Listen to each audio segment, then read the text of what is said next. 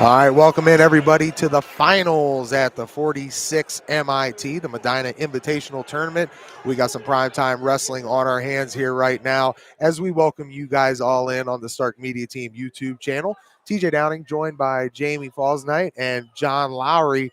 Well, I'll tell you what, we've had a great 2 days here, some great matches we saw yesterday. We saw some great semifinals and some contests earlier today.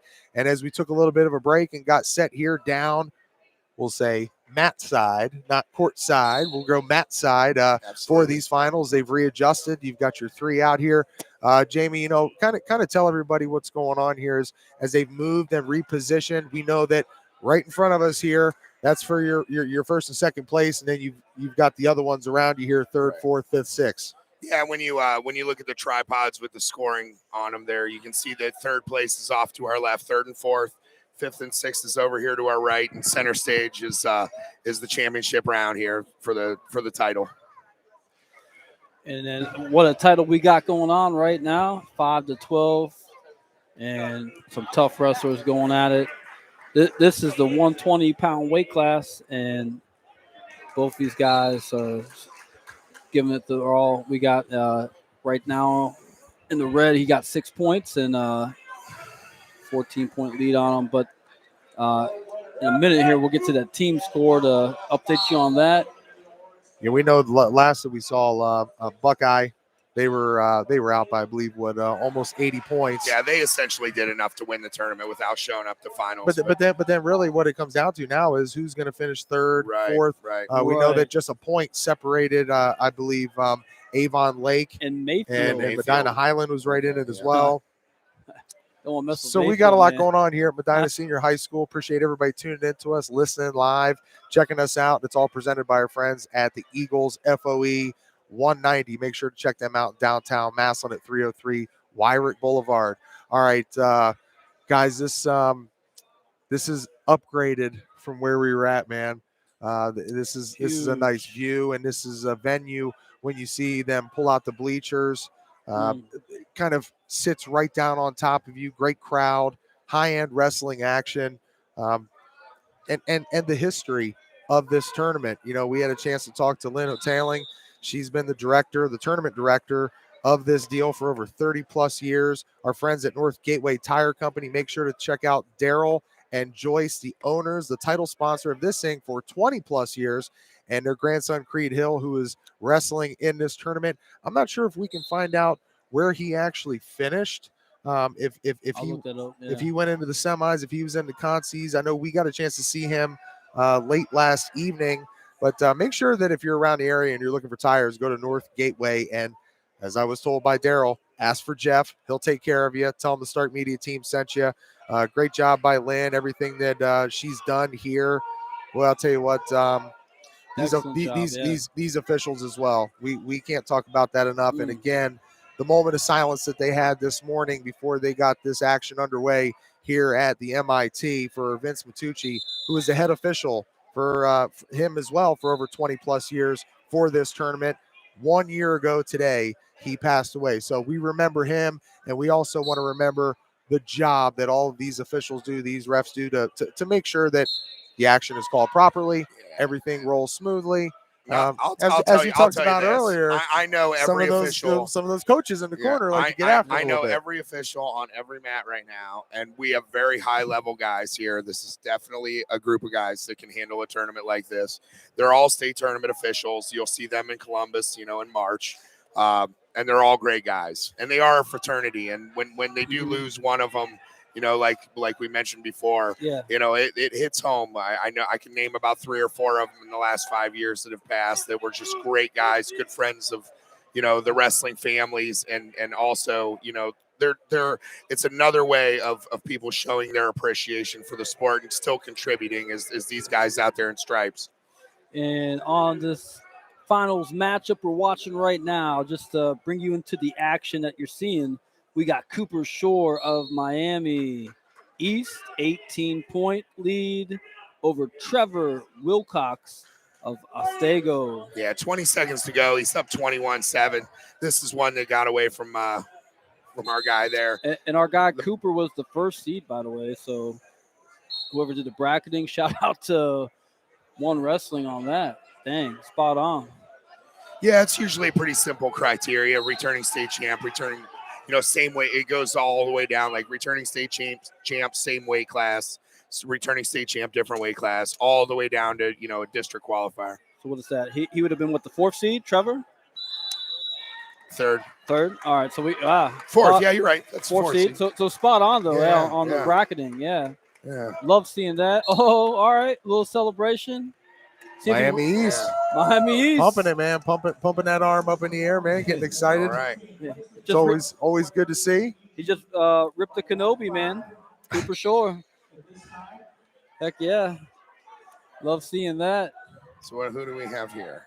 This match right here. Now it won't start until the 3rd and 4th match is completed. Okay. So we got a second to get an idea what's going on in this one. So no, we're gonna have a field falcon here wrestling at 126. And at 120. Oh, I'm sorry.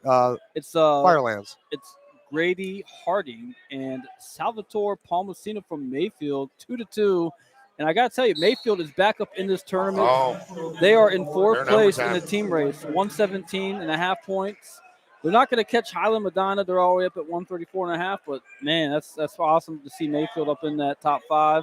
Wauseon in 2nd at 156.5. Buckeye Medina, that is, at 224, which at this point, I think everybody would agree is locked in and sealed deal as a tournament team. Without a doubt, man. Yeah. So for 3rd place over here, we got a double overtime match. The Mayfield kid shows down, so he has 30 seconds to get away. It's a continuous 30-second clock. So if he gets an escape, they continue to wrestle because the other guy will have the opportunity to go down as well. He needs to get away. They could hit this guy for stalling. I don't know. Oh, they did a stalemate. That's little different rules for overtime than they would. Coach is going to come over and talk about it. This is also a strategic when you're a coach going over to the table with the referees. You never want to question a call if you think your kid's in better shape than the other kid when you're in this kind of water. You never ask a question. You let the kids play it out if you think you have the advantage conditioning-wise in a situation like that. That's another interesting aspect of what you talked about earlier. Nothing was done but rest for both boys. Right. Looking, it's almost like, that moment that to be able to recover. But as you talked about earlier today, the criteria. Hey, why did you make that call? Or what there's certain things where a coach can step in there, interject himself, and it could work in your favor. I'll tell you what. Actually, that was the ultimate ride out. We must have joined the match later than I thought. That was the ultimate ride out. So he needed to keep him down or get an escape to win. And the Galion kid won that one. All right, and now we move on to a finals match here. Finals match at 126, and we mentioned this young man earlier from Firelands, Ruben Pina Lorenzana. And he's up against Colin Twig of Wauseon. This is going to be a good one, guys. Right. So how old are these guys? We got a senior from Wauseon, that's Colin Twig, and a senior from the Firelands. Interesting. It looked a little baby face to me. I wasn't sure if that was a senior out there. It threw me off here because Firelands and the Field Falcons, or not the Field Falcons, but Jefferson area Falcons, they actually have that same Atlanta Falcons logo. Now, Jamie, you're a North Canton guy, right? Where you're going with right. That. So the way these logos work, and North Canton, I believe, was a trademark lawsuit by North Carolina. The Tar Heels. The Glen Oak Golden Eagles were hit with one by Morehead State for their Glen Oak logo. And it wasn't even a logo that we used for very long. It was one that just popped up. We have a block NC that we've used forever, and then all of a sudden, and it's funny how the story goes. Apparently, somebody had that shirt on, like in Florida on vacation, and it just kicked up from there. Oh, where is that from? Where did you? And the conversation started just in an elevator or something down in Florida on vacation, and all of a sudden we can't use that NC anymore. Clearly, we were very threatening to North Carolina University, so we don't use it anymore. It wasn't old school North Canton to me, so I never really cared for it anyway. So I'm good with it. I just like the Viking, man. Go with that old Viking. there ain't nobody more North Canton than Jamie Fausnight. We got the Viking right with us today, bro. This is the man, the myth, the soon to be legend, North Canton Hoover, man. Well, we're going to find out how North Canton he really is, though, because who would you consider North Canton? Who is North Canton's true rival?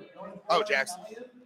Not Glen Oak? No, not I at mean, all. as we rub right against each other, we're like 2 miles apart. That's the thing. See, Glen Oak, we look at North Canton more like, we're like, Perry in week 10 now, screw that. We look at you guys, right. North Canton, Glen Oak, right next to each other. You know, if you're talking football, we're absolutely Louisville's rival. We're absolutely Glen Oak's rival. We're absolutely Jackson's rival. We can only have one. We can only zero in on one. You guys can all dislike us as much as you want, but we're gonna, our rival is Jackson without question. But that's good, clean fun.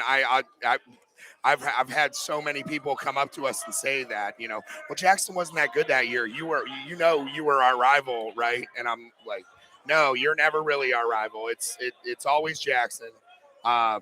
It just, each year, sometimes those battles are a little different between us and Glen Oak or us and Lake or Louisville hates us in football. Oh, yeah, that's been a rivalry. That's like the new football rivalry. It was the 100th meeting this year for North Canton. And Louisville struggled the last couple of years. I think North Canton may have won like the last 10 or 11 of them. I don't think it's that much, but it's been a couple in a row. Louisville did those onside kicks a few years back. Yeah. Man, it was. Okay, so plug me in here, guys. To the right here, we have fifth and six. 5, 6. 3, 4 down there. Yep. All right.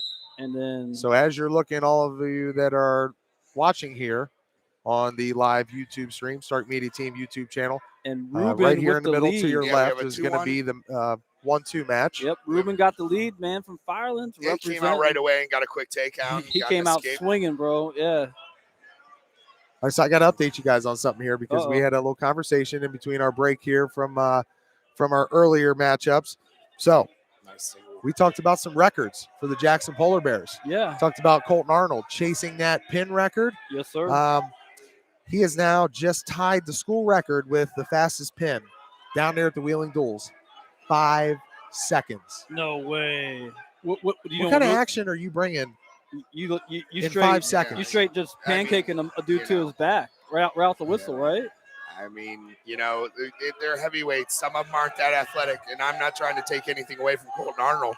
He is a handful, but sometimes you just go out and snap somebody down real hard and throw a little underhook on them, and they go right to their back. And when heavyweights go to their back, they don't fight like a 106 on their back.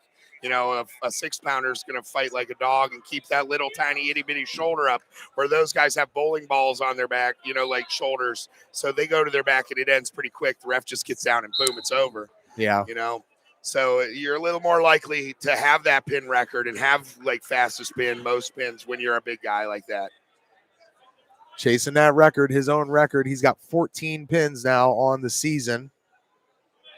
You brought up another great point too, Jamie, as we were talking earlier, that, to have those matches end so quick when you get into a dogfight and you're deep in the third period, that's really not going to benefit or help you.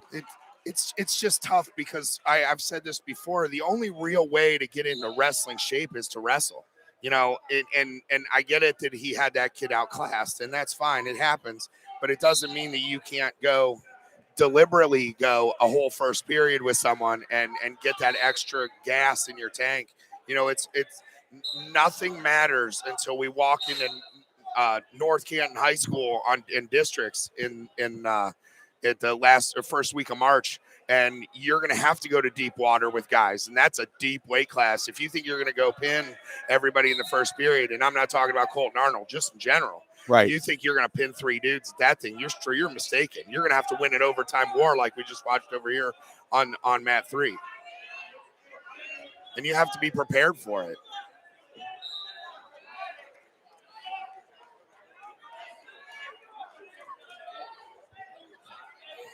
Got a nice little scramble here. He's trying to get that next takedown. They're scrambling hard. Where they're back and forth, man. 2-2. Got that far angle. 35 seconds left in the second period. Post on that knee and pop here. Oh, now they're back at square one here. He's pushing the thighs away, trying to break that lock. Oh, stalemate. That's a good call. That's a good call. He still had his hands locked. They weren't going anywhere. 25 seconds. He'd rather give him a chance to do something offensive and get after it here. The official, Yeah. right? Yeah. So, I mean, from a coach's standpoint, though, coming out of the corner, coming out of the chair, you feel like they may have felt it was too quick to call that break? The coaches where the guy was in on the single, they thought it was too quick. The coaches who thought that, hey, we're defending this shot, they were just fine with it. He was in a little bit more of a scoring position, so they would have rather let it ride. But the referee, in his standpoint, is that could have milked 25 seconds where we got some real action for that last 25 seconds. Yeah. He gave his kid another opportunity to attack. To the third period we go, tied up 2-2. John, update us on some of the guys out here on the mat. All right, so right now we got bringing it to you live from the Vibe from Firelands, Ruben Pina Lorenzana. He is a senior.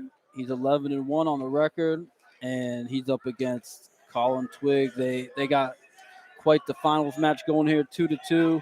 Colin's Wasion senior, 5-0 this season, and these guys are bringing the thunder. And we saw Wasion, and they have some tough kids. This is clearly another one, and he's riding him like a dog. There's 30 seconds gone in that first period. You would think the bottom man has the advantage in a tie match on bottom, but he's starting to create a little bit of a scramble there. He went underneath the leg. Now the top guy's trying to get a stalemate situation here. He's in trouble. This is that spot where I say the guy whose head's higher is the guy who's going to win the scramble. I feel you there, Jamie. Yeah, 100% with that. Jamie shooing the refs over. He wants to get one of them on the microphone. Here's that Merkel position. He's got the Merkel, so it's 2 automatically. That's a tough one. Now he can look for that Peterson as one of the only options he has. We got a 4-2 match with 40 seconds to go. He's pretty hemmed in with that Merkel. He's looking for the Peterson here. He's got that wrist. Oh, it's tough because the kid stepped over his ankle there. There you go. 29 seconds remaining here in the third period. 4-2 lead for the young man out of Firelands, but looks like something going on there with his left leg. Uh-oh. He's asking for injury time. The official is talking. He didn't give it to him. Oh, the coach is over here talking. He didn't. Yeah. That's why he didn't give him the injury time, because he was letting the head official at the mat. Right. And again, like we said before, this is so fun when you have 2 officials. It changes the game for the coaches in the chair tremendously. It's a good opportunity. One official is in charge of the mat. He does all the scoring. Now, the other official can call things like maybe a caution if the guy's lined up wrong and the other guy's not in the right position to see it, or a locking hands or something like that. But he can't make a real decision during the match. But what's cool about it is you can actually go to the table, speak to the head official, and just ask him, hey, can you converse with the other guy and see if he saw it a different way? And they'll go over there and they'll do that. And a lot of times calls get changed. Whereas when you just have one official, it's not very often you can get a call changed. So you do have a different opportunity here when you have 2 referees. Boy, I've kind of been schooled on the strategy here today, man, with the officials. It's one of my favorite parts. You don't think about. I mean, you made it so clear earlier today. Like, you don't go over. Do you have a problem with the call I made? Yes. Well, no. You're not getting anything. No. But like, are you questioning my judgment? Is the question, and you're not allowed to question judgment. There's certain judgment calls like stalling. Right. You're not allowed to question that. It's in the rule books, and he'll just flat out ask you, "Are you questioning my judgment?" You never say yes to that question ever, ever, ever. So we have 13 seconds left in a 4-2 match. The reversal was the thing that changed it. He's going to drop down to a single. I think he's going to hang on for the win. He's looking at the clock. Got a headset right down there for you. Oh. And we are blessed with greatness again. We got the Medina coach here with us. Chad Gilmore. Let me give Chad Gilmore some props for recommending where we went out before we got here. Yeah. Sully's Irish pub. The Reuben egg rolls were delightful. Yeah. Good call, my friend. Good call. Always good. Love seeing that. So Chad, as far as so far, we're at the 132-pound weight class. Everything living up to as what you expected, or Yeah, the finals are always great. It's kind of hard to watch all three because there's always good stuff Right. going on. I thought that 113-pound match was really good. oh, yeah. Actually, I was really impressed with 106, Blake Bartos. Going up against Javon. Javon's a heck of a wrestler, and Bartos being a freshman, I think he gave him a great match, and it was a great finals to watch. And we got our guy right now up in the first place matchup at 132, Malachi Sharpley Solon versus He's a Vinny handful. D'Alessandro Stud, man. Mayfield. Yeah, Vinny's little crosstown showdown. Yeah, right here in Vinny's Medina. really tough. Sharpley's awesome. His dad was an Ohio State wrestler. He was a state champ or two-time state champ from Shaker. Okay. Yeah, he was a handful. What Shaker are Heights. you guys obviously passed out a OW, outstanding wrestler? Mhm. What are you know, the head coaches have a vote on that. What are your thoughts, or what weight classes do you think will determine that? Oh, 113. Not asking for your vote. Right. I asked that very tactfully. Asking for a friend. 113 had 2 top 4 guys in the finals from state last year. That was impressive. I think 215 is going to be a good match. I'm excited to watch the 215. Me too. Yeah. There were some good matches in the semis we watched. That Beechwood kid is athletic and Yeah. big and strong. Yeah. He He's ain't playing. he's Right. he got some power, so I'm excited to see that. And he won in overtime in the semis, right? Like, There was OT match, some really good looking. Overtime Is that the Hunter Martin kid? I'm not sure his name. I just know Beechwood. No. That was the guy who got he beat Alex Bosky.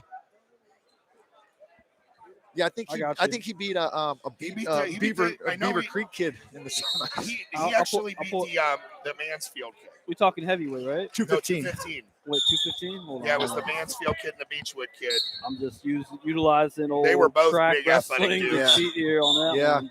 Let me pull that up real fast for you, I gentlemen. did see a lot of good wrestling, and you know how it goes.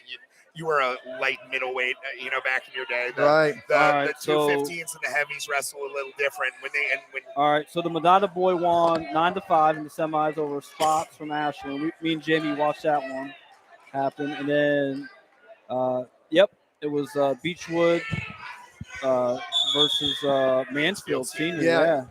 And this is that boy, from Beechwood. The Medina Highland kid Styles, he's a handful. He doesn't have like the state criteria, right? so he's a little bit off the record, but he's a monster. So I He had think a it'll be a nice really single good leg. match. The Ohio Mystery Man. Right. Yeah. Right. That's what Brian Brakeman would call him. Yeah. and that happens. Not everybody gets to go to the state tournament when they're a sophomore. Right. Not everybody gets to do that in Ohio. Right. So there's lots of opportunities for seniors to have one good run at it, and that's when it's super exciting. That's my 57-pounder. He made as a sophomore. He fell short last year, and he's in the finals here. And besides kicking out, I don't think he's given up a point this year. Wow. So nice. he's been pretty impressive so far. That's very impressive. Yeah. Hey, I got to tell you, I saw my favorite Medina B yesterday. Sean Custis He's right over there. Is Sean Custis over there? He was right across from us. The best spladle on this side of the Mississippi River, man. I'm telling you right now, he's a bad dude. He's University of Findlay Roughneck. He can spladle you from all over the place. Linkster from Beechwood. Oh, I don't know. That's hard my act to guy. follow. That's my guy. You're not changing my mind today. You're talking Spladle. I'm thinking Spladle. Linkster. Yes, In on the single, sit through, Spladle guy. Giving him that single just so he can set it up. Yeah. Yep. Putting his leg out there. Oh, for sure. Hey, so basically hand baiting it behind the out. back. Like, go ahead, take it. Baiting it. Yep. So let me ask you this. In a tournament like this, you're the head coach of Medina right now, but you're a Wadsworth guy. Mhm. Like, talk a little bit about what it was like to wrestle for Coach G. Johnny G. Gemelio. His name came up a couple of times. Everybody has different opinions. Hey, I'm sorry if I put you on the spot there. G, I've known him my whole life, and I think he's a little bit calmer nowadays. Absolutely. Especially helping out with youth and stuff. Okay, he's still helping out. All right. But he was intense, and I think growing up with my dad and my uncle, and then him, Good combo. You just you learned how to be hard nosed, and you didn't have to necessarily be the best wrestler, but you had the mindset, win or lose, that guy didn't want to wrestle you again. Right. And I think this generation can use a little bit more of that. Yeah. We got a lot of slick moves type of kids, and I would like to see a little bit more grinding. Yeah. And we were talking about the hand fighting aspect of wrestling and what it's gone. And we were talking about like our era when you're talking about the Adam Plouses of the world that tape their arms up to their forearms and grind your face all up. There was a different nastiness. And I don't really look back and be like back in my day. But like a couple weeks ago, somebody posted the state finals of our senior year on like I saw that Facebook. on Facebook. Yeah, I turned it on just to watch my boy Sean Smith win a state title, and then I just couldn't shut it off all the way to McGee. You know, you had Heskett and Yoshi, and I mean Yoshi Nakamura. I mean, it's Sonny Marchetti. You know, an old teammate of mine. I mean, it was the Chris Deshawn wrestled in that state finals. It was crazy. And it was like those were guys that had the dog in them. You know, it wasn't all slick. Now there were guys that could be slick. Sure. You know, but I'll tell you right now, if there was a street fight, they weren't going to be slick. No, they were coming at you. They were coming at you. Right. Yeah. And what's funny is we're the guys teaching these guys. It's our generation is now starting to take over. But and I feel like you know, we got to have a little bit of that my generation thing, but we also have to evolve, right? We got to have the best of both worlds. So as the coach, right? As a coach, you got to keep learning and keep going with it. And the Nick Saban you start to see things as though, wow, I didn't have to work as hard as I did before. You know, you start to see things technically like I love that response, Coach. I love the response. He's like, Coach, the camera's almost there. He's like, sorry. Not my responsibility. I'm busy right now with the Stark Media guys. Everywhere. They need to get the camera on Coach here, man. He gets the most dapper dress for the finals award. Always the coaches looking sharp. He's got the hair grown out this year, too. You were slick bald last year. 20 seconds left in the 132. Malachi's trailing 3-0. What a matchup. Someone made a comment about if I had hair anymore, so I grew it just to see if I did. And I'm like, well, I don't know how long I'll have it for, so I'll keep it for a little while. You got to put Bosley out of business, bro. There you go. All right, so, Coach, while we have a second with you, man, I want to dig in or dive into something here that we were talking about with Jamie earlier, and really we just had a discussion about it, not only just a couple minutes ago, but earlier today in the sessions, about the strategy and philosophy with working the officials, right? I watched him work one today. There's what would you say, tact? You have to be tactful, right? Or there's a strategy. You have to be proper. You can't go in too hard. To start, I was explaining to him how you can't question a judgment call. You can't question a stalling call. Right. And things of that nature. I think a lot of it nowadays comes with, I like to have a lot of conversations when the matches aren't going. Right, I'm asking questions. Where do you see this? You know, I'm doing that just to pick their brain a little bit, but I'm also letting them know that I do know what I'm talking about. You know, so if I question something in a match, I'm probably coming from a spot that's not emotional. Now, Jamie mentioned me getting a little heated earlier. That definitely had some emotion. That was my son out there that the call didn't go his way to place, and I was right. But I'm gonna definitely say that I was right. And the other coach agreed I was right. I like that. But I mean, getting loud and yelling all the time doesn't work a lot. Especially if you're yelling, stalling. You're not going to get it. But, you know, like I like to yell to my kid, keep moving, clear the hips, get him off your hips, right? Get him off your hips. Create a little space. And so I'm talking more to my kid than I am the ref. And sometimes it helps, maybe not, maybe it just makes me feel better. Yeah, I'll tell you what you brought up a super huge point about talking to him between matches when you don't have a dog in the fight. I've seen so many times where, you know, it's a referee like Carpenter out here in the center stage. He's one of the best in the business. Is like, I'll watch a match and he'll make a super difficult call. And, you know, it doesn't matter. One group is going to be upset. The other side's going to be happy. If I agreed with him and I think he made a legit call, next time he sits down at the scores table, hey, man, I saw it the same way as you, just so you know. You know, just to let him know, you know, it's a hard job and they do the best that they can. Well, and they keep talking about building that relationship, right? The only way you're going to build a relationship if you get to know somebody. So you got to talk to them more than just when live action's going. Absolutely. Absolutely. Just like coaches, you and I were talked about rivals that back earlier, in the day, and and coming through the coaching ranks, you get to know everyone, and it's good stuff. Yeah. All right, so in this update right now at 138-pound weight class, we got Nathan Perry in the lead 2-0 in the first period, and he's from Avon Lake, and he's up against Carson Campbell from Northmore Galion. Shout out, speaking of Avon Lake, to Mark Jane, St. Ed's Talking earlier. legacy, man. Yeah. Great to see him in the building. Yeah, I think he's probably about a 3-time champ here. No, 4-time. Was he a 4-time champ? Champion. Yeah, he's a 4-time Medina champ. Yeah, he's great to have in the public school systems. Yeah, right? Absolutely. A lot of those guys stay in the college level, or they go back to like the St. Ed's or whatnot. But he's in that. He got his teaching job, and he's in that public school system. And as long as we get coaches like that we're going to put time in, it's going to build our communities, and it's going to build our sport.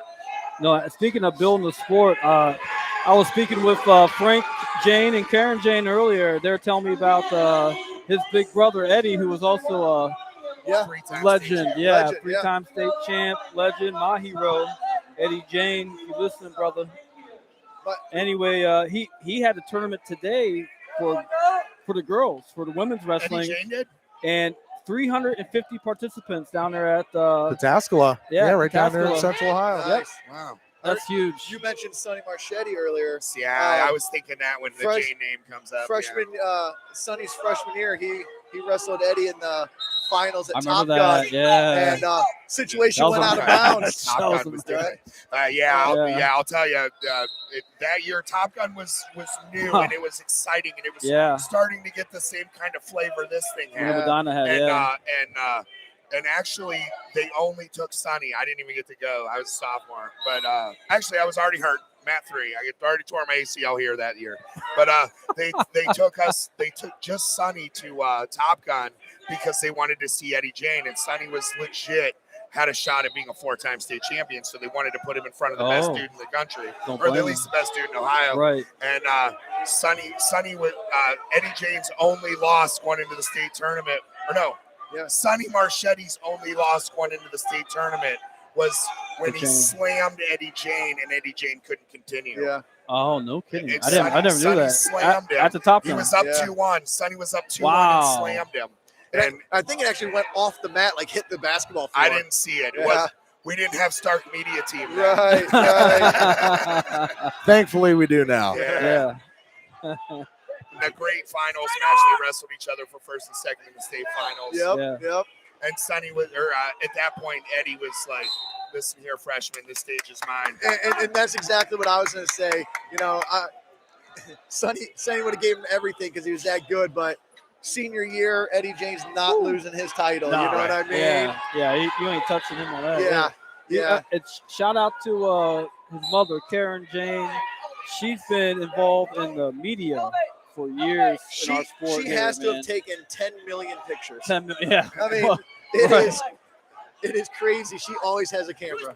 Always, yeah. Yep. She was sitting down here for Hasselblad earlier today. Yeah. I'm like, that's Karen. Yeah. Yeah. Right. Coach, can you speak to another lady that's pretty special around here, Lynn Hoteling? I mean, what she's done is a director of this tournament for 30 plus years. Yeah. She family name, her brother-in-law is the one that started the tournament. He invented what we call the match boards, like the bout boards. The bout boards. They used to call it the Medina board, and he invented it and built it for this tournament. And now it's all digital, but it's the same concept. But I mean, Lynn is.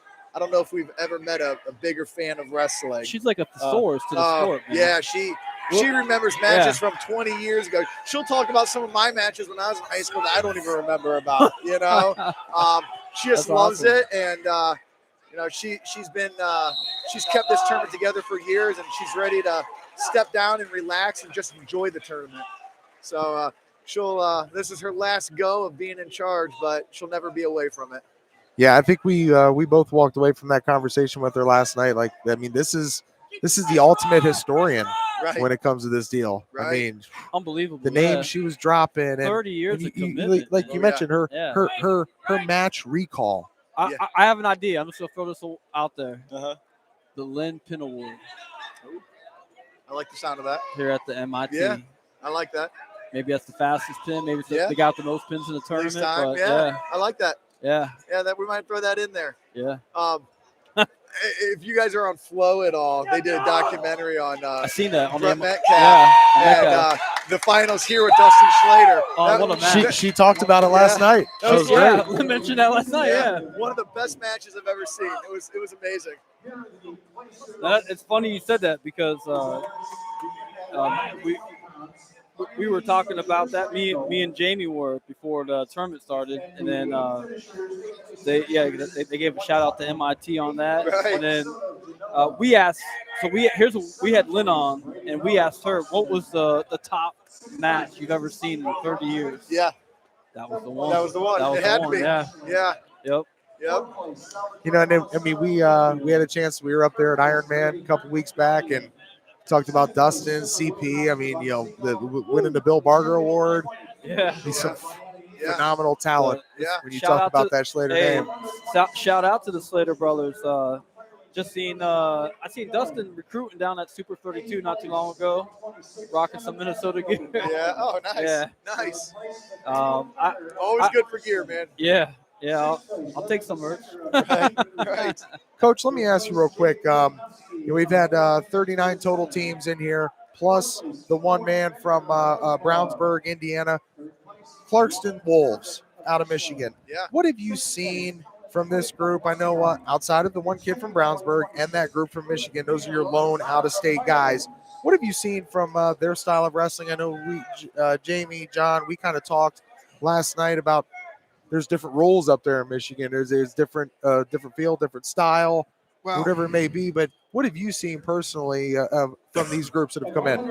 I like this Clarkston team. I think they're physical.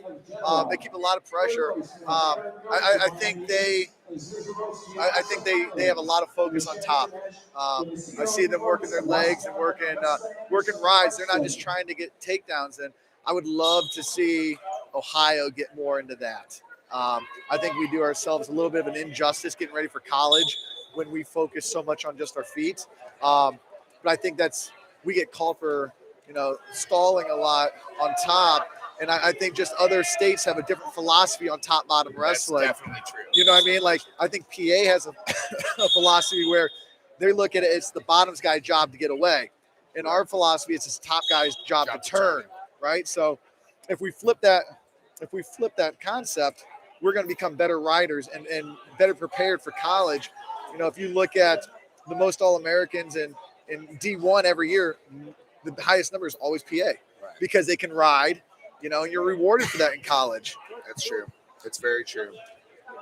As much as the North Canton kid sitting in front of you despises everything you just said, it's very true. Because we're feet people. I'm gonna take him down and let him go and break his spirit before you break his back, kind of guy, It is true. And I've coached over there in PA, and I lose my mind because I'm like, that top guy's not doing anything. Yeah. But they don't see it the same way, and they do crank out a lot of top tier wrestlers out of there. Now we're not far behind. No, I agree. We always put good kids at the national tournament and stuff like that.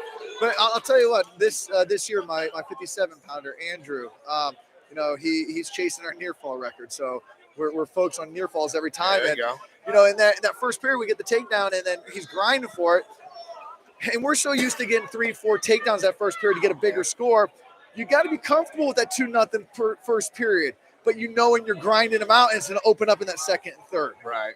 So it's just got to change. That mentality has changed since we were bringing up, because it was like, if you can score on somebody in the first 15 minutes, you should be able, or 15 seconds, you should be able to score on them at will. Right. So we would always go takedowns right in a row. Then you started to see it be like, you get that first takedown, you ground him out, you make him feel like, he's on the mat with somebody better than him. Right. And then at the end of the match is when you push for those takedowns.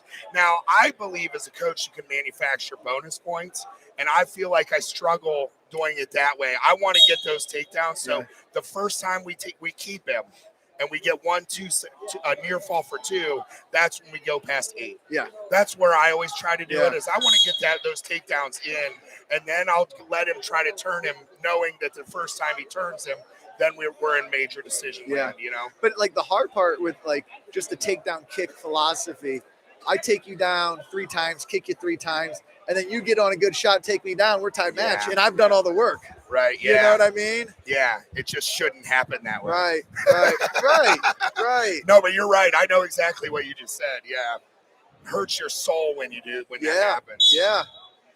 All right, Coach, put a little shine on your program here for a little bit, all right? Talk about the 2 state champs that you guys have had. Talk about the Greater Cleveland Conference and some of the other groups you guys face, some of the other teams you guys face. I mean, where are you guys at stacked up compared to the competition? How many of those guys, let's say the 24 state placers that the Battling Bees have had, do you have some of those guys come back, talk to the group? Do they interact, involve themselves, and try to help you grow this thing forward? Yeah, I've actually got one of my state qualifiers placers is one of my coaches. I got guys coming back in the room. We're a very competitive community school. Like, we don't have open enrollment, so every Medina kid is a Medina kid. I like that. Right? Yeah. And we take great pride in that. Now, we do lose some kids to other schools that have open enrollment. Right. But it's the kids that we keep have our philosophy, and they'll grind and they work hard.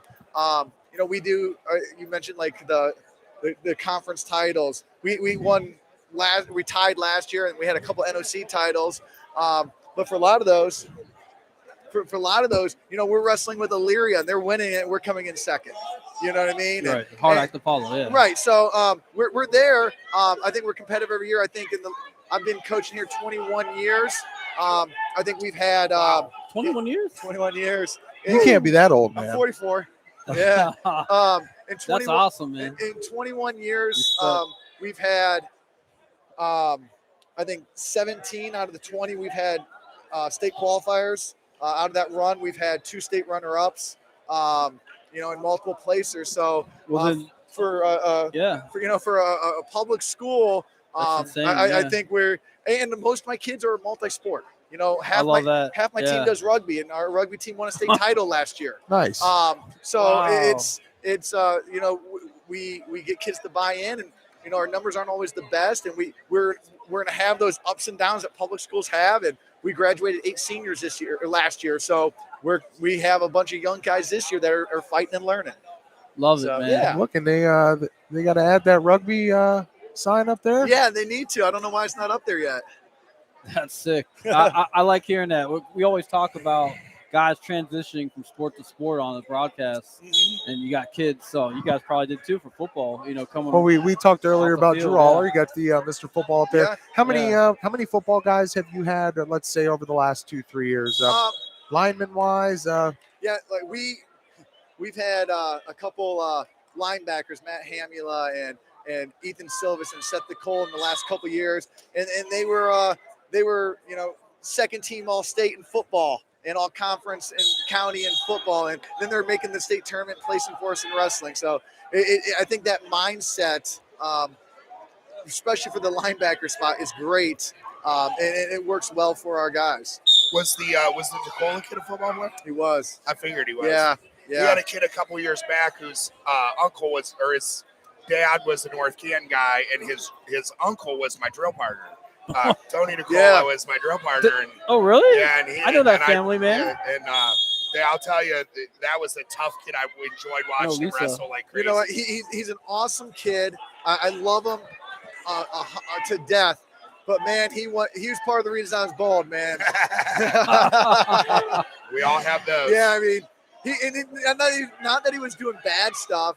He just had a comment to say, or he wanted, like one day, I remember he wanted to stop practice because his toe hurt. Like, are you kidding? Your toe. It's your toe. That was Jamie earlier on our broadcast. I do get turf toe. if I don't have wrestling shoes on, I'm not going to lie. It sucks. It does suck. And then just to bring you up to speed right now at 144-pound weight class in the finals, you're seeing Augusta Anderson, He's a senior. He's 8-0 from Clarkston, Michigan, and he's up 8-5 against Benicio Torres from Wauseon. Wauseon got a team here today, Coach. Yeah, they've looked good. They've been really consistent last couple of years. Yeah. I'll tell you, one team I was impressed with today is Beaver Creek. Oh, absolutely. Yeah. I thought those kids came ready to fight and hand fight, Yeah. and they were fit. Like they have a good squad. Coach, I got a question for you. So it's something we talk about a lot is, back in my day, Jamie's day, there was this stigma that, St. Ed's, Paris Graham, Walsh Jesuit, they had the secret sauce. Yeah. Would you agree the secret sauce is out? Everybody knows what's going on in the sport now. That Yeah. the technique's at your fingertips. There's no technique that nobody has access to. If you want it, you're gonna find it. Okay, Right. you go on YouTube and Right. We were talking about the Blair Bar. I saw somebody run a Blair Bar. Yeah. You don't have to go to Blair Academy to see it. Nick Soriano has a video on YouTube. You can watch. You know what I mean? Like it's Right. everything's at your fingertips. Yeah, if you want to see a super duck, there's Great Bridge High School wrestlers that have like a dozen videos posted on it. Yeah. Yeah, I mean the technique's there, and honestly, I don't think back in the day the secret sauce was special moves for those teams. It was a room full of killers to train with. Right. It was a commitment. Yeah. They grew up together and they all went to the same school together. Right. And then you got 4 deep in that room. Well, I mean, back in the day, Walsh, when they were winning their national title, I think they had 14 kids in the room. You know what I Yeah. mean? Walsh's secret sauce was their youth program. Right. North Akron, North yeah. Akron North Akron, was yeah. what Right. their secret sauce Right. was. It was, the yeah. technique.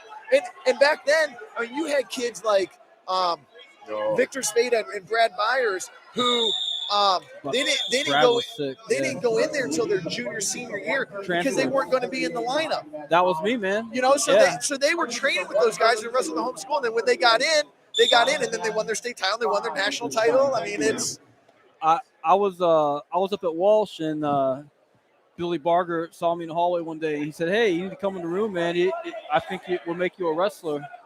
And I was like, "I don't know, man. I don't think I can make a dent in your program." Yeah.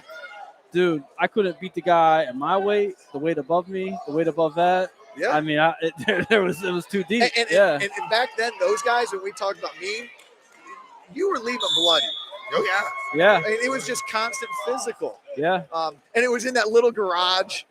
The bus Walsh- garage. Yeah. The Yeah. bus garage wrestling room. Yeah. Yep. I'm glad you said that, man.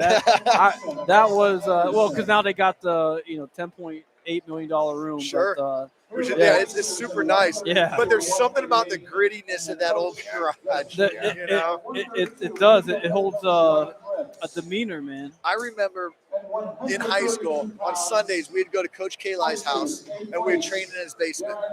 And one Sunday he's like, "All right, everyone get in the van." He had the big Subaru. Yep. He's like, "Go get in it." He went and Yeah. tell us where we were going because if he told us, he knew we were leaving. Right. And we get in. He drives us to Coventry, and I'm a freshman this time, and I'm just That's his stomping ground. right. Yeah. Yes. And like. I haven't seen people smoke or chew or do anything. Like I'm just like a straight edge kid, and I see these kids dipping, lifting up the You're mat, right. Spitting in the trash can, and It was like a third world country. I'm like, I might go hide. I see Johnny McGee, like, bro. Yeah. The whole team. Oh, yeah. This is We were good. state champs our senior year. Oh. I trained with them every day. Stout We brothers, wrestled each Damien other. Stout, yeah. Brent Stout. They Yeah. were there. Sean Tompkins, Chris Deshawn, such a great group of guys. It was so brutal. Mo Tippin. And we walk out of there. Jason We didn't know what to do. He goes, "We're coming back next Sunday." I'm like, Yeah. "All right." I told you. Couldn't wait. Yeah. It was nasty. Yeah. Awesome. I got stories I'm not going to share on air from stuff I saw in that room. It Coach, was that's crazy. an awesome share, man. That might be the best share we've had on It Clark changed County my Media. career. Yeah. It changed That- my career. That We was wrestled each that was other the most there. baller share. Actually, Another great story of Kalai's basement. I was a little 103 pounder that had a loud mouth, so I ran my mouth to everyone. And No way. one day, Mike Kalai and Josh Hendricks and Tommy Syriac got all sick of I it. wrestled Syriac here. So they took mat tape and they mat taped me to the basement pole. Oh, God. And they went upstairs and they're like, "Where's Chad? He's downstairs. He's not allowed to come up yet." Oh, And they man. just left me taped there for like an hour. Oh my gosh, Syriac was a tough dude. I wrestled in the Holiday Inn here. Yeah, he was a beast. He was a beast. That's a cool story. He was my drill partner. My goal every day was to get a takedown, and his goal every day was not to give up one. And wait, I just want to pause for a moment because I'm glad you said that. So you said your goal was to get that takedown today against Syriac, right? Yep. So, because I always talk about this, about wrestling's not just a sport, you versus the opponent. Yeah. It's like a marathon. Right. It's how you finish. It's you versus yourself. Right. Exactly. And a lot of people don't see it that way because they're like, oh, it's just, you got to beat that guy or you're a loser. No, man. Even if you lost, if you took that kid down, maybe you don't know that. That kid might have been a state champ you took down. I always talk about little goals, right? You can't focus on wins and losses, right? My goal is to get 2 takedowns here. And then in the match or in the practice room, if you're wrestling someone better than you, it's making you work. Right. Instead of just sitting there and taking a beating. Yeah, that's facts right there. Yeah. But we got brutal. We'd go in for like 6 a.m.s together to lose weight. And 6 a.m. And I remember I got in doubled. high school, right? Yeah. I got doubled for like the 5th time in a row. And as I'm in the air, I purposely rolled to my back. So when I hit him with a double fish hook. And I split his bottom lip. And then he just came down with a punch right to my face. And is that why you had a face mask on when I wrestled him the first time? It might have been. The man in the mask. Yeah. No, he was no joke. That was a bad dude. That's why you got good real fast. Right. Yeah, I mean, it was either get good or get home, right? Yeah. Like you couldn't hide. Eat or get eaten. Right. That's true. Yeah. I love what Micah Coleman was telling us about chasing losses. Yeah. Going to big tournaments, going to highly competitive tournaments and chasing losses to prepare yourself. You know where that plays itself very clearly is in the sectional tournament. No, you go to the sectional tournament, and there's going to be, and I'm not going to name any schools, but I got 3 or 4 of them in my head where they don't have a very tough schedule. And all of a sudden, they'll show up with a 27-2 record and jack up the seedings, and that kid doesn't make it to districts. Well, even off that, you see that at sectionals all the time. All the time, yeah. I think your top-tier kids, they need to have a loss in the season, right? How many times at state tournament have you seen an undefeated kid get upset and then can't bounce back? Right. You know, and you got to know that you got to see some adversity at some point. My state finals match, they announced my opponent's record. He was like 52-1 or something. They announced my record, and they're like 8-4. Yeah.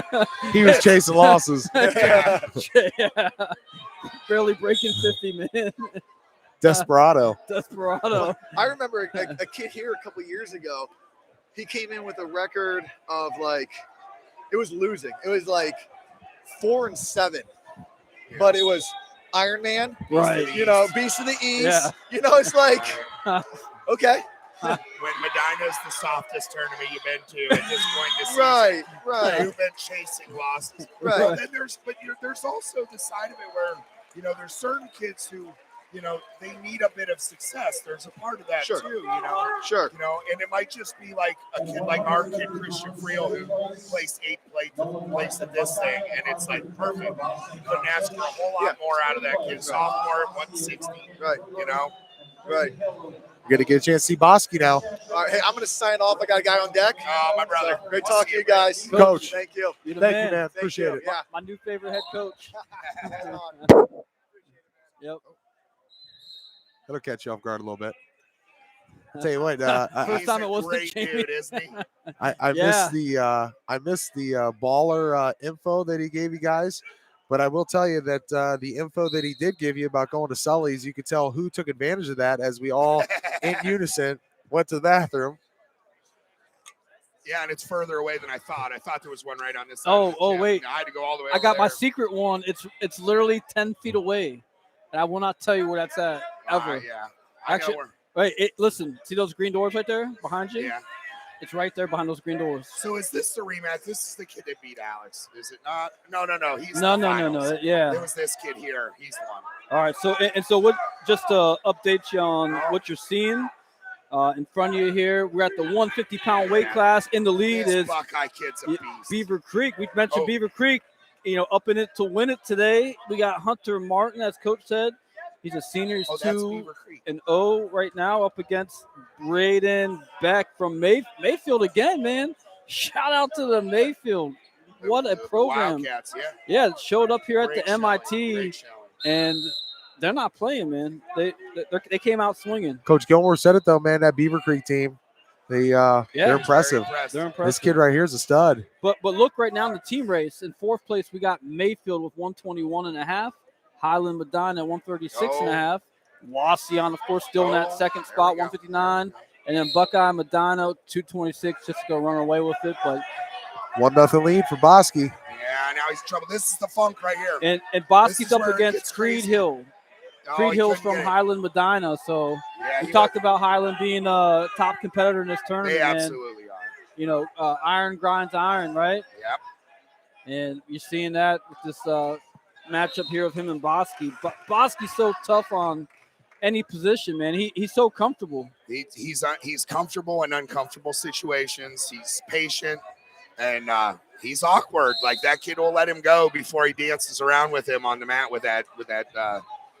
That's interesting. That's the philosophy right there. That's the breakdown about Bosky, It right? doesn't take long. The news gets out, and it's also a part of me being uncomfortable talking about a kid I've coached for 15 years, and then talk about him where people can watch him and see those things. Yeah, But 2-2, by the way, on the second period there. I'll just say 50 this: seconds left. you have to mind your P's and Q's when you're scrambling with Alex Bosky, Oh, because absolutely. he does things that you just don't see. You don't prepare for stuff like he does. Not a guy I'd want to have to see in a tournament, man. I tell you what, because you're exactly right. It's not something you can prepare for. Looks like they're going to stalemate him and stand him back up. And this kid's a very solid kid. This isn't the type of kid that's going to fall for that banana in the tailpipe. You on him? Okay. 15 seconds left here in the second period. 2-2 match. Going for third place. Alex Bosky. And he took a bad shot. Now he's going to get that Peterson. Get that one. There we go. So 3-2 going into the third here. Alex is also, come on, let's go. He's also very tough. Top guy. He's got some good tilts. Well, you talked about earlier how Alex, hey, you're upperclassman, this man. It's time to shine, and he's up against an upperclassman. It's a senior, Creed Hill from Highland Medina. Yeah. Okay, this is Creed Hill. This is Daryl from. Okay, all right. North Gateway Tire Company. All right. We were. Well, this is He actually was able to snag 2 points though, so it's now a 4-3 lead for Creed. Yeah, we got the escape there, so that made it 4-3. Oh, he elbowed him right in the face. You see that? Yeah, I saw that. That's nice. That's the nice little switch. Now this is where the scramble gets a little. We'll call that the Apollo Creed Hill. He's a pretty solid shot kid. to the face.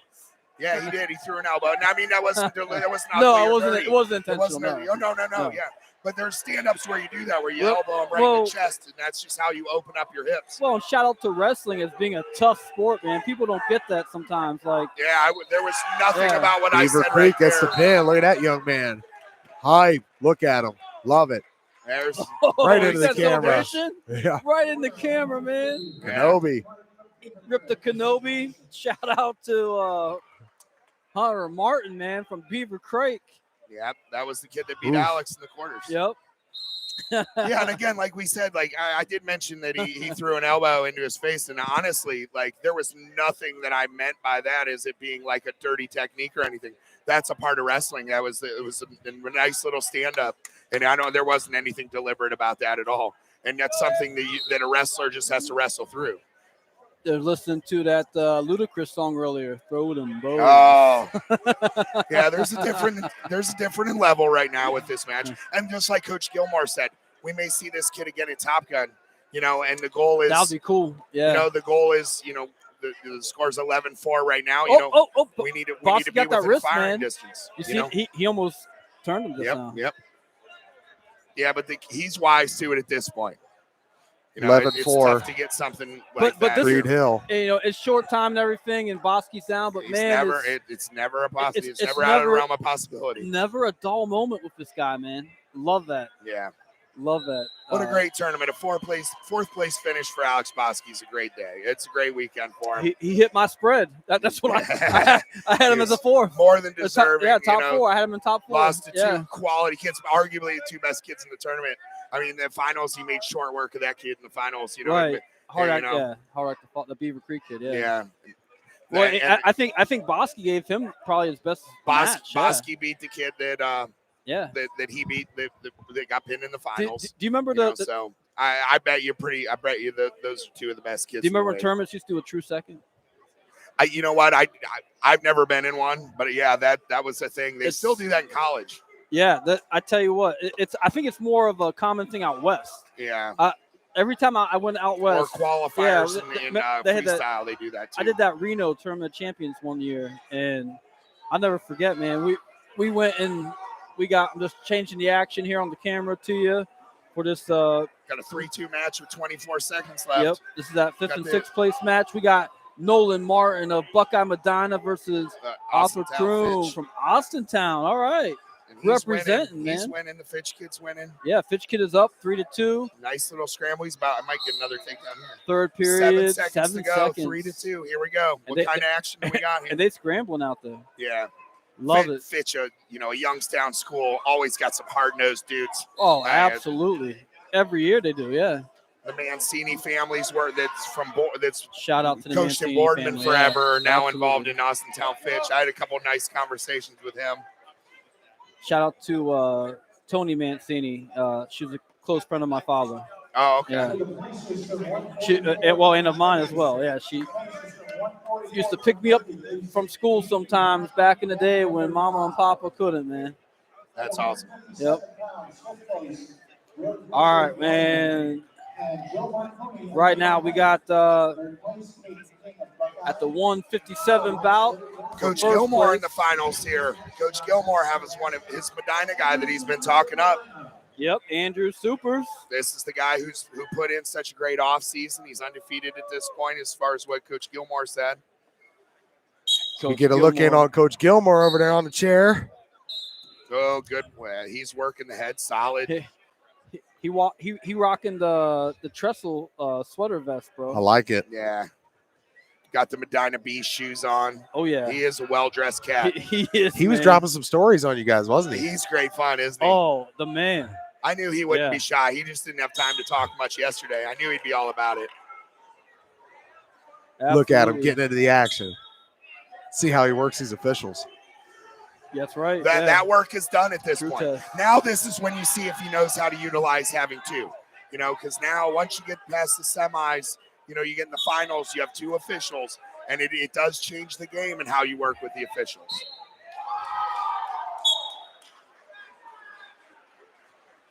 Well, that didn't feel good for that guy over there. Shorman. There he goes with the high crotch. Left-handed high crotch. That always makes you a little tougher.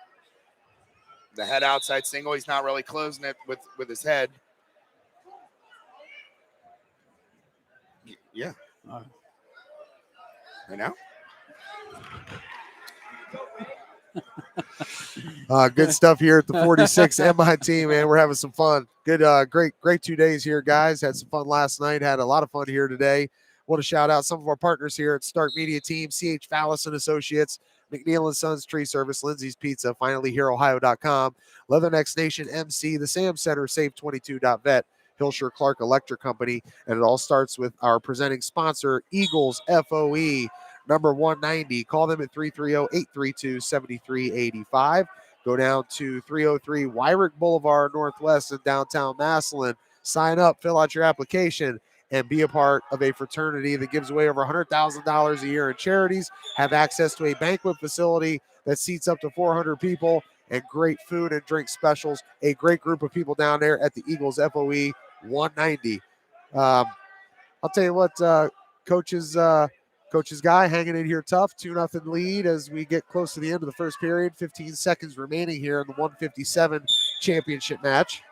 And we're blessed with greatness again. I got another friend of mine here, Matt Tyrrell, longtime coach at Galion. Thank you. Assistant coach now, right? Is your brother the head coach? Yes, he is. Yeah. Right. University of Findlay Roughneck here. We always see a couple of us when we're out at tournaments like this. How'd your weekend go with your boys? You've been busy. Yeah, we've been busy. It's been a good weekend. I mean, you look at it and there's a little bit here and there that we wish we could have back but overall the boys wrestled about to their potential, and if nothing else, they just got exposed to a bunch of really good matches, and building that endurance for later on in the season, and it was a good weekend for us. Good. Coach, you talk about building that endurance for later in the season. As far as this tournament goes, the M.I.T, is this kind of like a staple for your wrestlers as far as assessing themselves for later in the season? Well, this is our first time attending here. I guess somebody mentioned that maybe back in '76, so about 50 years ago we were attending, but we were supposed to be here last year and then got canceled, obviously. But this is one of those, we started getting some young guys that could do some stuff, and we put it on the schedule because we knew this would be the place to kind of test the waters and see where we're at. Test the waters. Yeah, okay. and yeah, they showed up. I mean, we brought 8 boys and 5 placed, and there you go. So it was a good day. weekend.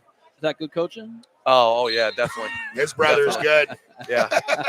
No, I was joking with some coaches at the table. We're talking about this and that, and I go, "You guys are under the impression that coaching actually matters here, right?" Like, I mean, Monday through Thursday, coaching matters. Out here, it's like, hey, it's what you did during the week. Right. It's like you're not going to influence a whole lot of matches in the chair, but it's just that training stuff. But no, we're really happy. The tournament ran super smooth, and we loved it. So we're having a good weekend. Coach, shed some light for us on coaching from the chair. We were talking earlier about how sometimes, how that impacts a wrestler.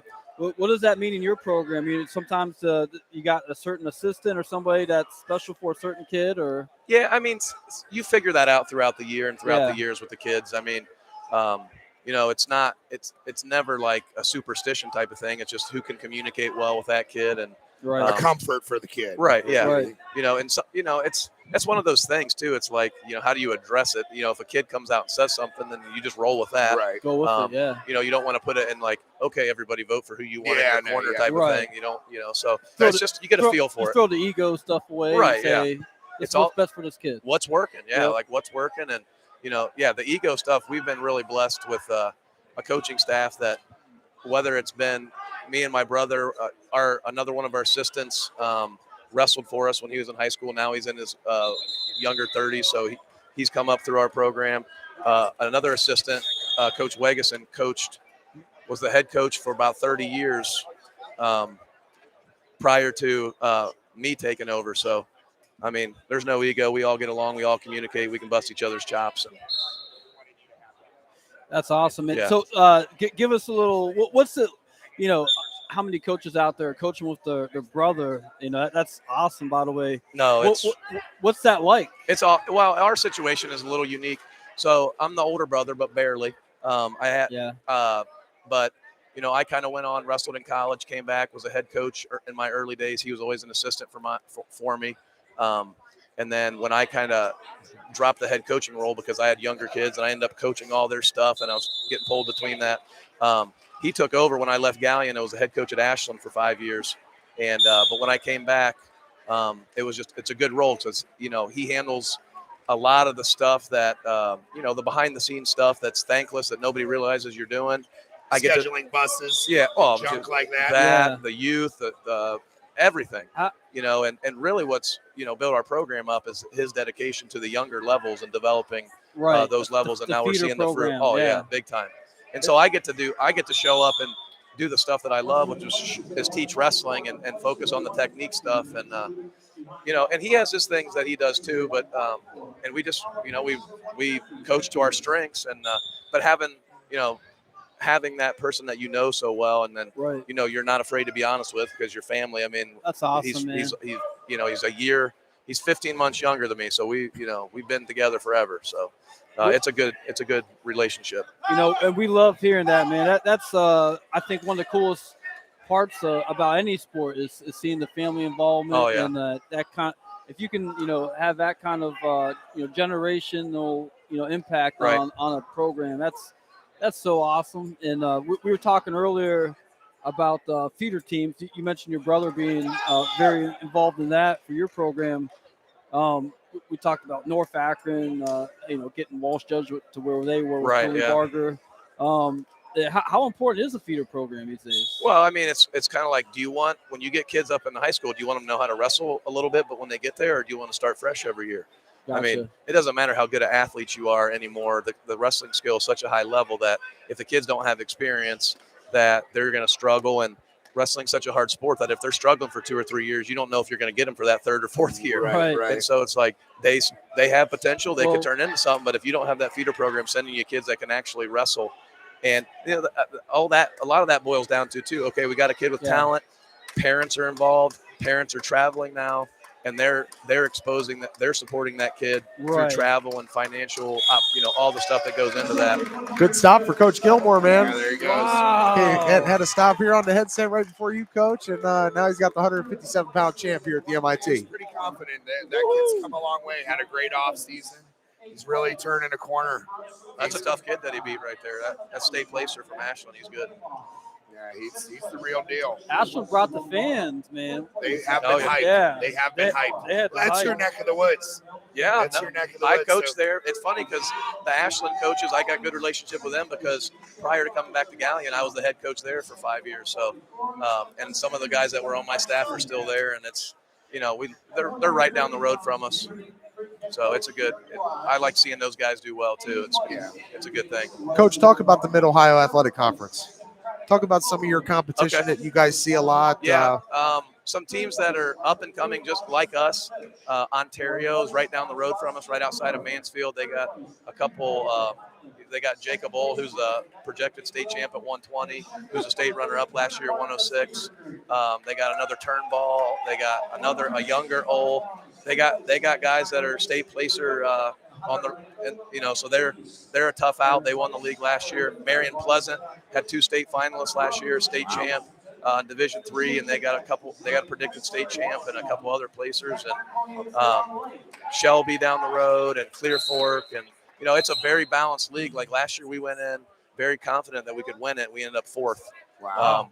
And Ontario won it, and then the next week at sectionals, we beat Ontario by 40 points. Wow. So it's just who's on that week. Yeah, well, duels are different than tournaments. Well, no, this was a tournament. I mean, it was the league tournament. Yeah. 8-team tournament, sectionals, 12-team tournament, so a little bit bigger tournament. I got you. And we beat some guys that we lost to the week before.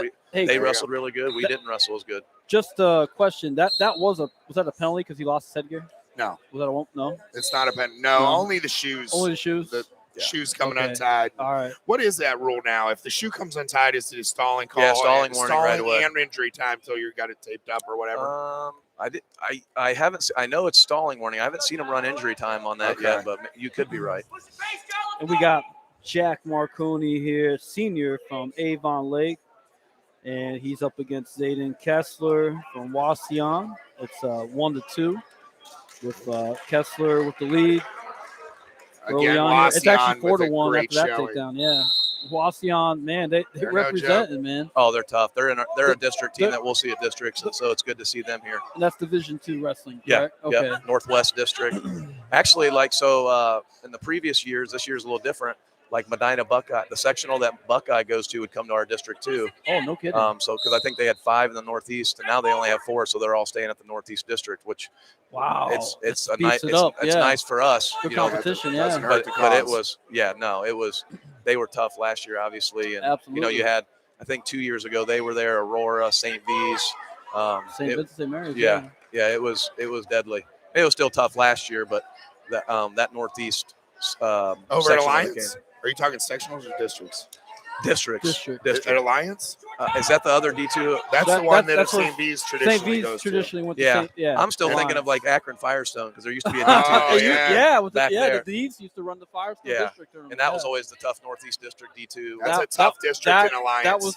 That's the one I wrestled in, man. That was a real meat grinder. Yeah. Oh yeah, right. It's a tough one. It's the same district. It's just at a different location. I got you. Yeah, that's tough. But yeah, our Northwest district, like last year, I think there were 5 or 6 teams in that 5 or 6 top 10 teams at our district last year with Wauseon and Buckeye and that's awesome. Some schools like that. So it's cool then coming to a tournament like the M.I.T. because you're going to see some of these same guys. It gives you a good picture. Oh, for sure. For that district. Yeah, because we haven't seen typically our previous schedule we wouldn't see a Wauseon anywhere. Okay. And they're one of those heavy hitters. I know we had we lost a go-to match last year to a Wauseon boy, and so yeah, it's good to get an eyeball on those and get a feel for them, or if you can in the preseason. I like that. We actually saw them at the Finley duels. Oh yeah, yeah, they were there. Yeah, Perrysburg was there. That was a tough day. Yeah, they're for the Northwest Ohio, Perrysburg, Wauseon, Delta when they had their teams going. Finley had some tough kids. Yeah. Oh yeah, Finley does have some guys. All right, Coach. One thing we always ask coaches when we get them on here, give us a little highlight glimpse into your program. What's your you got some go-to guys? Got 4 state champs. No, eventually, we're building. We have 1 senior placer. We have 2 juniors and 2 freshmen. So our heavyweight will be have a tough task tonight, taking on Todd Allen in the finals. Yep. The first place match. That'll be a great match. Yeah. Alex Griffin, he's a junior, already a 2-time state qualifier, first freshman state qualifier ever from Galion. Wow. So he's moving the program on. We have a boy that's not even wrestling. Our 215-pounder was a 90-pound 6th in the state, 196 in the state last year. He's a junior. Landon Campbell ranked 3rd in the state right now. And then Broden Butcher, who just nailed a tight spladle over here in the 5th place match to get the pin, and he's our lone senior placer. But we have Aiden Reyes, who took 4th at 38, and Grady Harding, who lost his first. He drew the first seed, tough freshman, so he draws the first seed, first round, rattles off 6 in a row to take 3rd place. That's it. As a freshman here, and that was huge. And then our freshman 13-pounder Ryder Alberti took 7th place. So we got some guys that are playing. They come in here and it wasn't too big of a stage for them. They competed. Absolutely not. And it was awesome. Absolutely not. And we're thankful for the opportunity. Are you guys going to be at Top Gun? We won't be at Top Gun. We're going. We got the J.C. Gorman tournament next week in Mansfield, which has been a real tough tournament. Medina Buckeyes there again. And then we go to the Maumee Bay Classic at Clay, which is a super tough tournament. And that's the one. I keep saying Wauseon tournament. It's the Maumee Bay that I keep thinking of. I've said that wrong all weekend. Yeah, that's a tough one. We went there last year for the first time, and then we go to West Holmes for I think it's a 1-day tournament, but there's some tough teams there too. West Holmes had some good representation at the Holiday Classic. They wrestle tough. Oh yeah, they always have. Man, they always have studs. Have you brought Galion to our holiday tournament? Hoover? Yeah, you were ours. Yeah, I thought so. We haven't been there for a few years, but we used to come. I like that tournament a lot too. That's another good one. And that's the kind of schedule we're looking at putting together as we get these younger guys more experience. Ready for it. Yeah, and it's just come in and each week, these guys can handle it and build on it. And when you get to sectionals, districts, and state, it's just another day. So that's the way we're looking at it. A lot of these guys are doing a ton of off-season stuff too, and it's really fun to see their growth. And speaking on that, Coach, we always talk. That's something else we talk about on the broadcast a lot. Is your off-season. A good off season makes a great season. No doubt, yeah. What are some things that like your wrestlers do in the off season? Are they doing freestyle? Are they doing other sports? What's the success? It's a good mix. I mean, we have the last 2 years, and we're looking to make this a tradition. Is we've been taking our team, our local boys, out to Virginia Beach National Duels, which is wrestling a whole bunch of like national all-star teams. I mean, if you're not at one of those all-star teams, you get drawn into their pool the first day, right? And then they match you up based on that for the second day. So that's awesome. Been a fun trip for the last couple of years that we've been doing. We look to continue to do. The freestyle Greco those are scene. Incredible team building things. Oh yeah, because we were talking about doing camps. Yeah, and camps since COVID, you can't just take your team to Clarion University and stay in the dorms and wrestle 3 times a day. Like we haven't had that. Like my son's a junior in high school, and his whole coaching career, his whole wrestling high school career, we haven't been able to take the team to any type of camp like that. We've done Jordan, but that's not the same experience. One of the most satisfying things that I heard, and this was this year, we have a couple senior wrestlers that were on the homecoming court, and they asked them their favorite memories, and for both those boys that were on the court, it was the Virginia Beach trip with the wrestling team or the trips with the wrestling team. I mean, that's awesome. I mean, so your favorite high school memory, and boom, that's it right there. That's and awesome. So. You think, well, it's time away from our family, but look, it looks like it's worthwhile. We're making memories. We're taking kids out there that have never seen the ocean before, and they're seeing the ocean for the first time. That's what Larry Jenkins said last week. We took a kid, and he'd never seen the ocean before. Wrestling took him to the edge of the earth to that kid. Yeah, no. And so, so the sacrifices that you make personally, those are what, it makes it all worth it, because, balances out, you're giving back to the kids in the community, and it's been an awesome blessing for us. let me ask you this, Coach. Earlier, you were talking about your brother, involved with the feeder program, and how important is that curriculum alignment with, as those kids, they come into the sport with him, and then, come up to the high school level. Yeah, it's like buying to the program idea. Yeah, and that's been again, since we've been at it for so long. We have that. Our middle school is ran by our ex-wrestlers, including an undefeated state champ, Matt Klum, from I think 2007 is when he won it. Wow. He's been doing our middle school program, and it's like, the more you see that? Yeah, went for it. The more consistency you can have, the more consistency. Like when I was a young coach, I would only bring in my college wrestling coach to do camps because I don't necessarily want them to hear 50 different messages, some kind of consistency. It's all about, everybody talks about muscle memory. Well, you can only get muscle memory if you're doing the same thing repeatedly.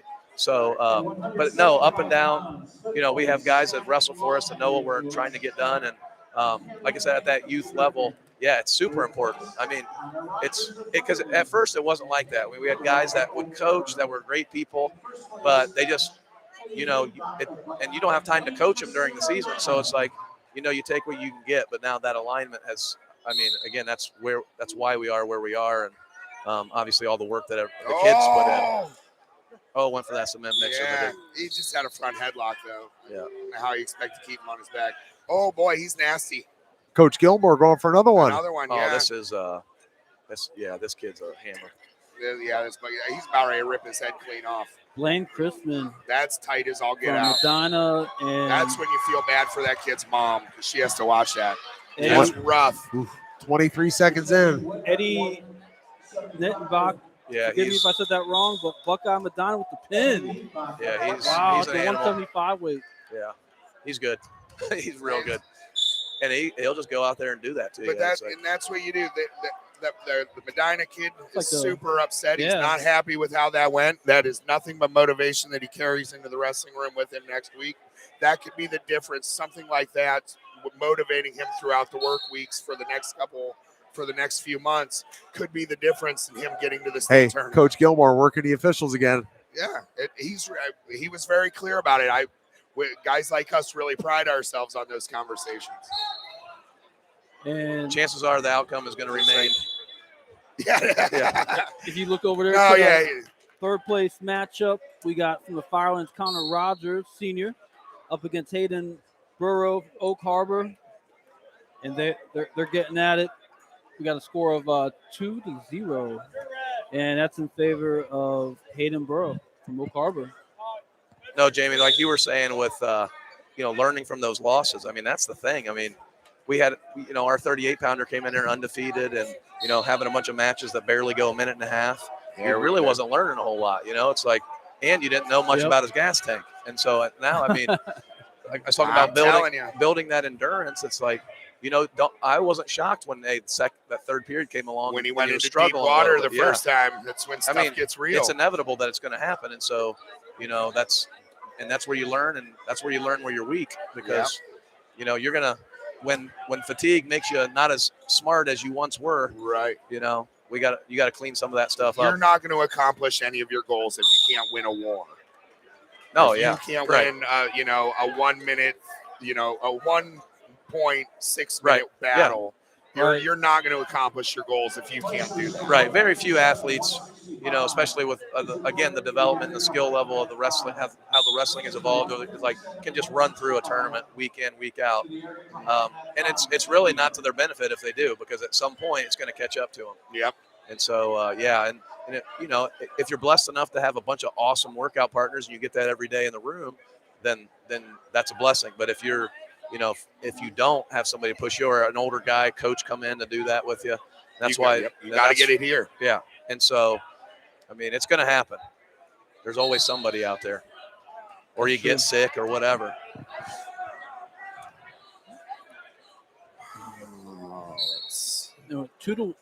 Two points to 1 point over there for that third place matchup. And we got 35 seconds to go in the second period. Oak Harbor with the lead. Oak Harbor always has tough kids. Yes, they do. Coach Bergman's been doing it for a long time at a high level. Year in, year out. Great human being. that was a part of our season. When we came up, we always went to Toledo for our first thing. We went really? The Dick Hoover duels in Toledo, Springfield. We went to that every year. We'd see Oak Harbor. We would see Delta. We would see, for a Division I school, in Starr County, to go that far away from home, and nobody knew who we were.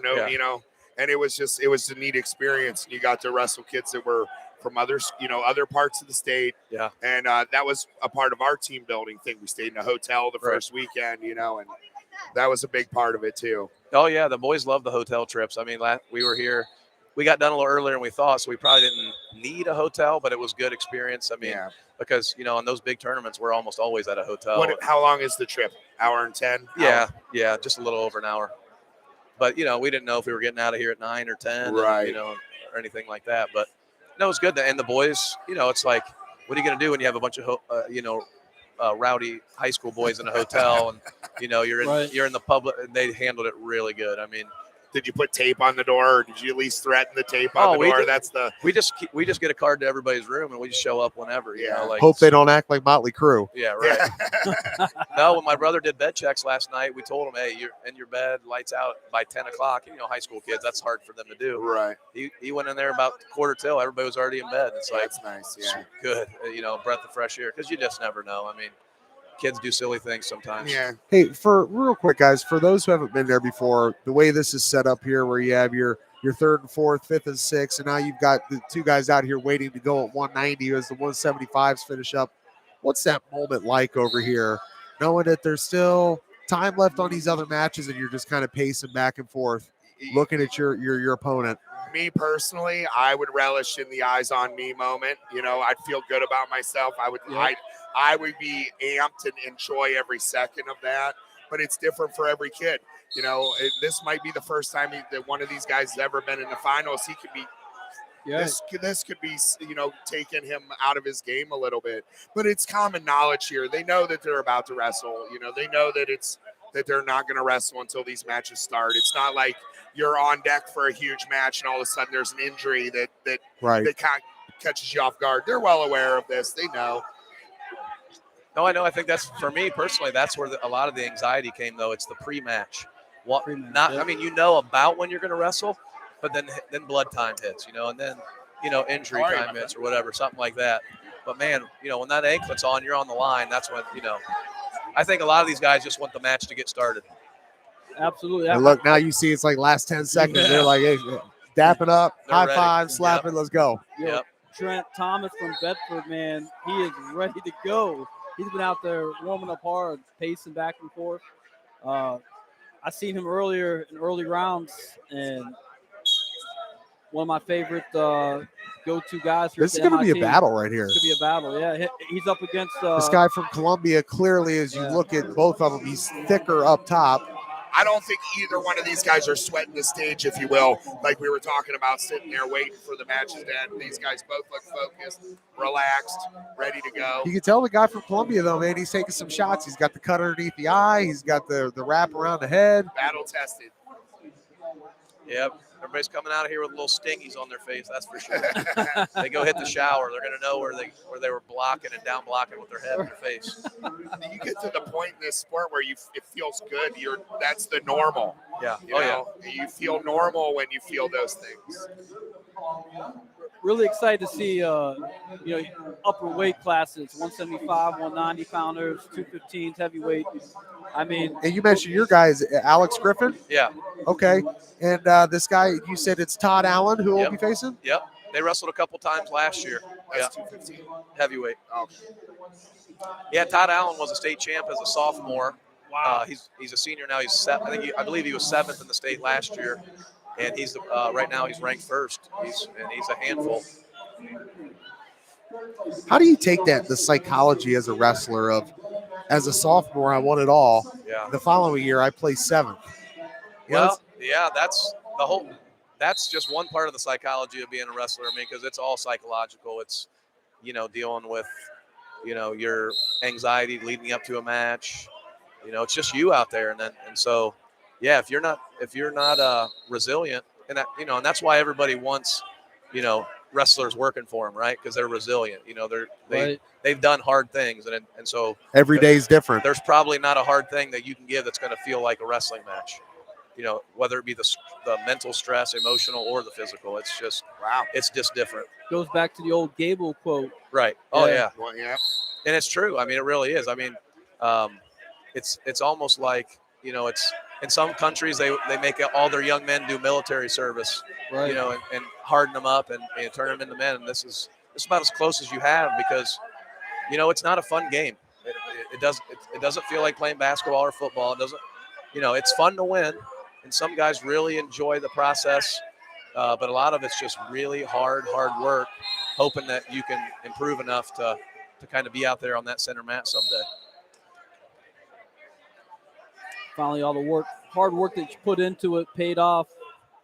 Not just the physical, but the mental. Oh yeah, if you're fortunate, and our team personally we've invested a lot of time into the mental approach this year. We've done some things with journaling and things like that, and some goal setting. Goals. Yeah. Oh yeah, for sure. That was actually the first journal entry that we did, and I love it. Put it on the inside cover of their journal. How do you do it? Do you just have it write it down? We tend to do like, you know, short-term, long-term, team, individual. Like, yeah, is that how you set it up too? Somewhat. So Coach Wegeson, who is one of our assistant coaches that's been around the program for literally 50 years. Just took a headbutt right to the face. And I'm sorry to interrupt you. Yeah. His headband has come up, so wherever he's cut is showing right now, and he just took a forehead right to that spot. I'd be surprised if we don't have blood issues during this. Excuse me, during this match. Trent Thomas with the a Grammy lead. He's keeping that arm too. And if they knock out potentially dangerous, that's crazy. Hayden with the escape. Oh, yep, there's the Band-Aid. Yep, you can see the blood through it. We got action. 2-1 first period as it comes to an end with Trent Thomas from Bedford with the 2-1 lead over Hayden Gara. Both these guys are seniors, by the way. You know, talk about hard work paying off. You know, senior season, it's time to let everybody know where you stand. Yeah, I mean, hopefully, right? I mean, it's crazy though. These younger kids are getting better and better and better, and it's like that new blood. Yeah. You can't look at a 9 or a 10 on the bracket sheet and think it's going to be some pushover, because there's some real dudes in those young, classes. Because they're training at a higher level than, you know, even big guys sometimes too. Yeah. It's absolutely. crazy. Well, the heavyweight is full of young. Well, they're starting to become upperclassmen, but at least, you know, in our area, you know, we have the Wadsworth kid, who I believe is a senior or junior. You have Aiden Faulkner. He's a junior too, right? Yeah. He was state finalist as a freshman. Right. Yeah. No, yeah. I mean, there's multiple of them, you know. Well, last year in like our boys bracket, it was him and Todd Allen, and all other 14 kids were seniors, which is kind of rare. I mean, yeah. But you know, that's how you would expect to see those big guy weight classes. That's a good room. Yeah. Yeah. Yeah. And Trent Thomas up now 7-2. Second period, minute left. That's a little much. That's a little much. Kid's fire, man. That all tournament. I'm watching this Trent Thomas, man. He's electric out there. Is this Bedford, Ohio? Bedford, yeah. Okay. Yeah, remember we were talking about Trent yesterday in our broadcast from Bedford. Yeah. Uh-oh. That one wasn't bad. The one before was questionable. The Band-Aid's flopping around. Oh, he said, "Screw it, throw it off." This must not have been that time big to rip of a deal. that Band-Aid off. Yeah, now just a headband. Look at it up there. It's not serving a purpose anymore, just fashion. Another takedown for Trent Thomas. He's a big athlete right there. Woo. He made that look easy. This is a tough kid he's wrestling. Yeah, and he hasn't slowed down the pace at all either. I mean, that's impressive. Scoring points and still looking to score. You know, one thing I've always seen. Wow, he's rocking that stack. Too much athlete for you. That's what that is. Well, and speaking on that, you know, because we're talking about how, you know, Coach even mentioned you get these guys that are multi-sport athletes. Yeah.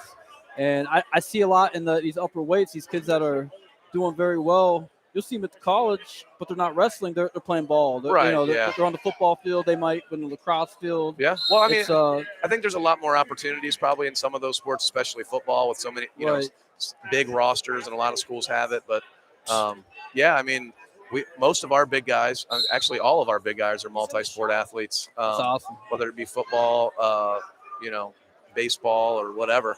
Most of them are, we're a small school. I mean, we're a small D2 school. We're close to D3, and if we're not sharing athletes, you can have one good program if you're lucky, right? If they all do it, but trying to share them, and if they're bought in and they're focused in that season, you can get a lot out of them.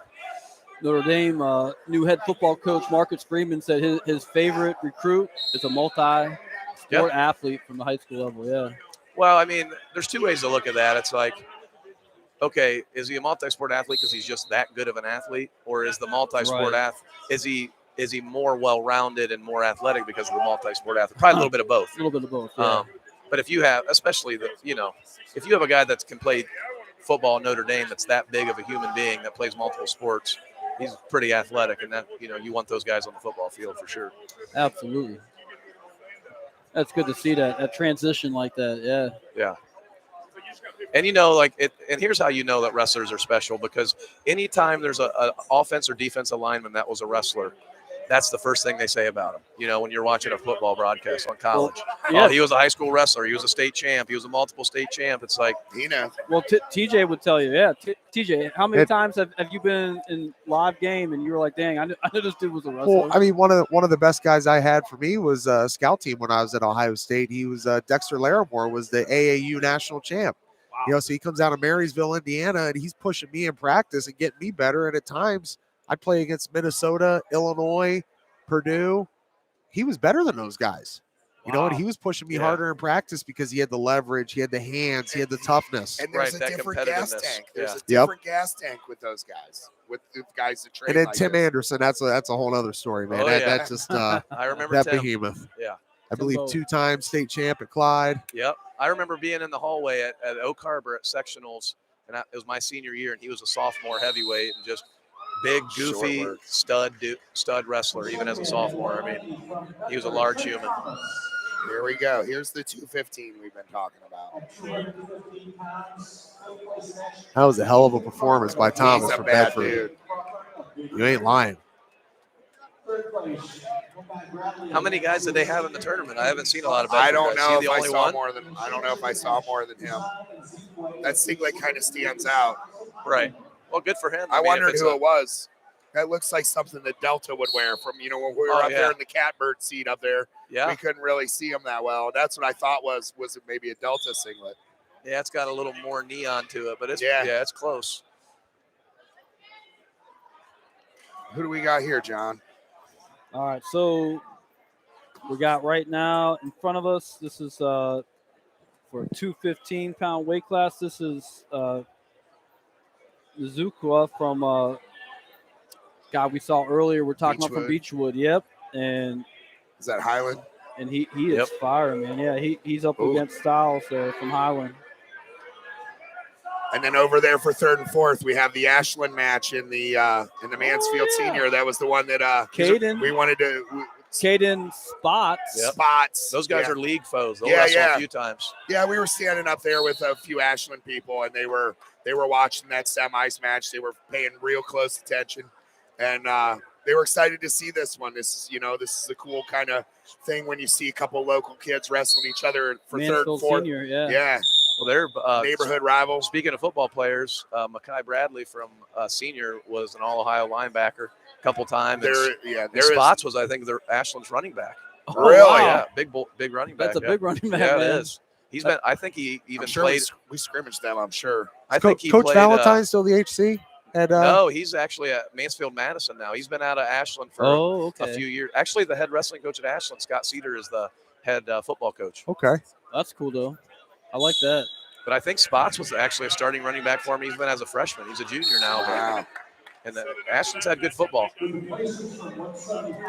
Coach Valentine, you bring him up. He's a great football coach. Boy, I'll tell you what. His son was just recently an All-American from Mount Union center. Was he really? John Valentine, Okay. yeah, great player. called one of the coldest games in history over at Fallas Field out in Worcester. The Ashland Arrows taking on the Massillon Tigers. Wow, that was bitter. Really? Coach Valentine, good dude though, man. Oh, Really yeah. good dude. He was fun. He had fun teams to watch. They'd sling it around. Yeah, we North Canton traditionally scrimmages Ashland every year. Right, Donnie Hertler had some ties there. I believe it Yeah. started going back with Donnie. Him and Coach Valentine. Something. Oh God, that might be going all the way back to the Garraway Pirate days. Maybe. Yeah, Coach Valentine took on a major rebuild. I think Madison was 0-10 for a couple years. Come in this year, and I think they won 1 or 2, but they were competitive. The Rams of Mansfield, Madison. That's right. Home of Dinos Angeles. Yeah, you better believe it. The cheatingest euchre player on the face of the earth. Oh, jeez. I don't think it stopped at euchre. No, it started. Yeah, he couldn't shut that off. He cheats at everything.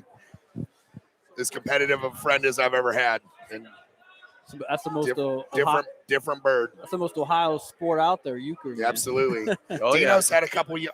His twin boys were at the OAC Youth State Tournament last year. We were actually in the same hotel. Okay. So I got to spend some time with my boy Dinos. But that was fun. It was good, clean fun. You know how it is. Oh yeah. You guys weren't up on the roof or anything? No. We're too old for that. No, we like the room with the view. Yeah, no doubt. Highland taking a 3-0 lead. Yeah, I watched him in the semifinal match. He can move. He's a scorer. He's not looking to slow the thing down. It's Highland 215-pounder. That's Lucas Stiles from Highland. Big barrel-chested kid. Yeah. And he's a senior. And so is the boy from Beechwood. So we got 2 seniors duking it out there where experience matters. I feel like sometimes, we look at these tournaments in the finals, you see a lot more upperclassmen in the finals in these upper weights versus the lower weights. Yeah, I think so. I mean, it makes sense. A lot of guys come in, they're not this big. They grow into that weight. But, every once in a while, though, there's some good young guys, too. They'll sneak into the upper weights, and you're like, how are you a freshman or whatever? How are you 14? Right. But, Then you see his dad, and it all makes sense. Right, yeah.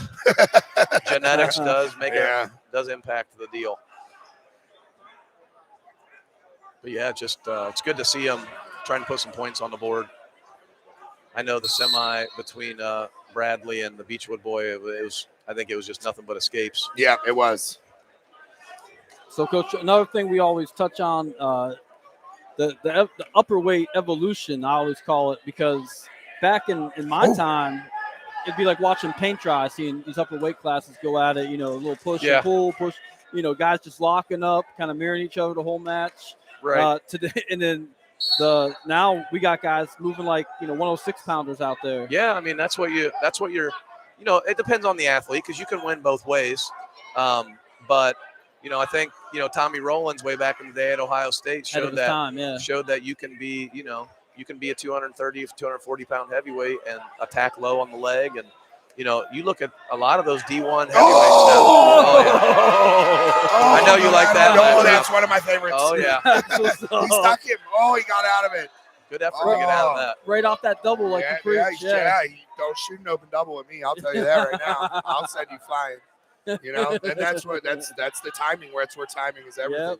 Good for him, letting it fly still with the lead. Tell you what, how about these guys banging it out over here for third and fourth place? 3 seconds left, 1-1, third period. Nice. Oh, look at that. Oh. Letting them wrestle on the edge over there. Yeah, that was nice. That's that crosstown showdown action we got going on for third and fourth. And they're going into overtime, which I get the feeling that the kid from Mansfield wrestles in overtime quite frequently. Yeah. Judge, the scouting report was he wasn't crazy offensive that we got, and his match in semis was double overtime. This one's going into overtime. Yeah, he's not going to take a lot of risks, but he's strong and he can move, and if you decide to get risky, it can take advantage of it. Hey, piggybacking on the athleticism of the big guys, I think one of the things that made a difference to that was when they added 215. Yeah.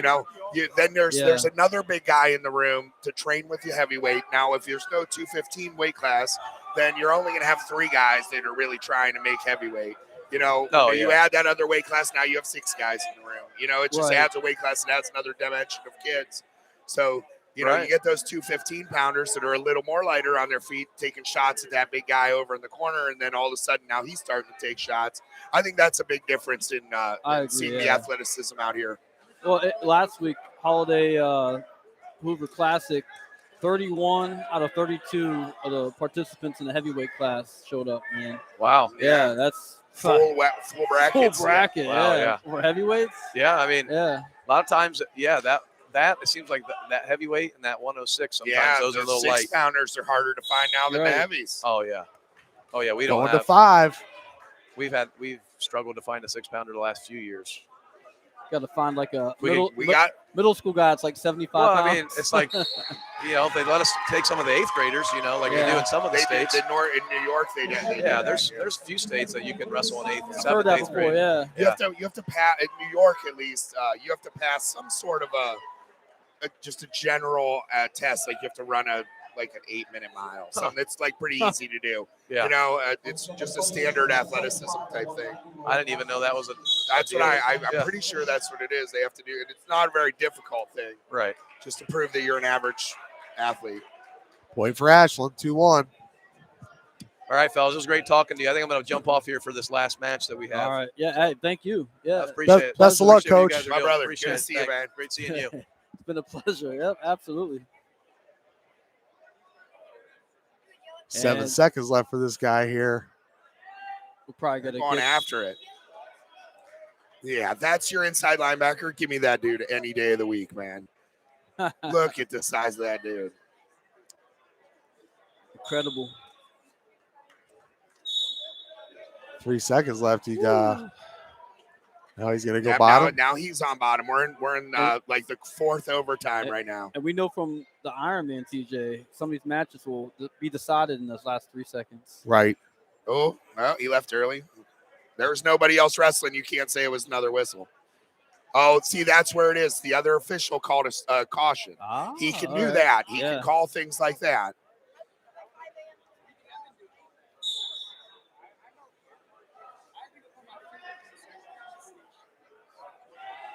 Oh, see, he got called for flinging the mat earlier. I don't know if they would call it, but he did really push him out right there. There was no attempt to return him to the mat. He pushed him right out.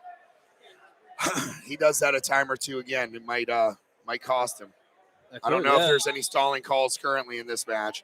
They're a little more lenient with stalling calls and stuff in the overtimes. The referees aren't here to decide the matches. Leave it up to the boys. Yeah. Absolutely. I said that to a friend of mine one time. He was, saying, that ref made a bad call against my son's match. I said, you know what? I doubt that ref woke up in the morning that day and said that was going to happen. Yeah, man. But that's a part of, usually when I get a kid who just lost and he's super upset about a call that the ref made, I start listing other things in the match that he did incorrectly. They would have taken the referee's call out of the match. So you can't as a coach be like, you're right, that ref did blow it. You can go into the hallway by yourself and think that, right? But you can't tell the kid that. You just can't. No. You can say like, yeah, you know what, you might be right about that, but I'll tell you right now, if he'd have sprawled and blocked his knees on the first takedown he got, we're not having this conversation. And then right away, then in that instant, they look at you and they're like, okay, coach, you're right. You just have to know how to put that baby to bed because it's not worth thinking about. It's not. No, I like that approach. 100%. And man, these guys. Oh, there it was. There it is. The ultimate ride out. He got out. Oh, he almost got him with his headgear. It wasn't deliberate, but he almost swatted him with his headgear when he ripped it off right there. I saw that. The Crosstown Showdown. What a good match. The winner. Here we go, Coach T's guy. Bradley from Mansfield. The big boy. Alex Griffin. There we go. Todd Allen. Woo! Medina Buckeye. Todd Allen, senior, versus Alex Griffin, the junior from Galion, who we just had his coach on. And these guys are ready for war, TJ. We throw some odds on this here. Who do we like? I'm going 10-1 right now on Griffin, man. After talking to Coach, yeah, I'm a little biased, obviously, but I gotta say this Todd Allen, we talked about him yesterday. He had the Brian Dolph, man. He has that look in his face like, I'm going to rip your face off. He kind of looks like you, about plus 50 pounds. He does, yeah. That's and a couple inches. And a couple inches, yeah. Your mom and dad had a baby brother you didn't hear about.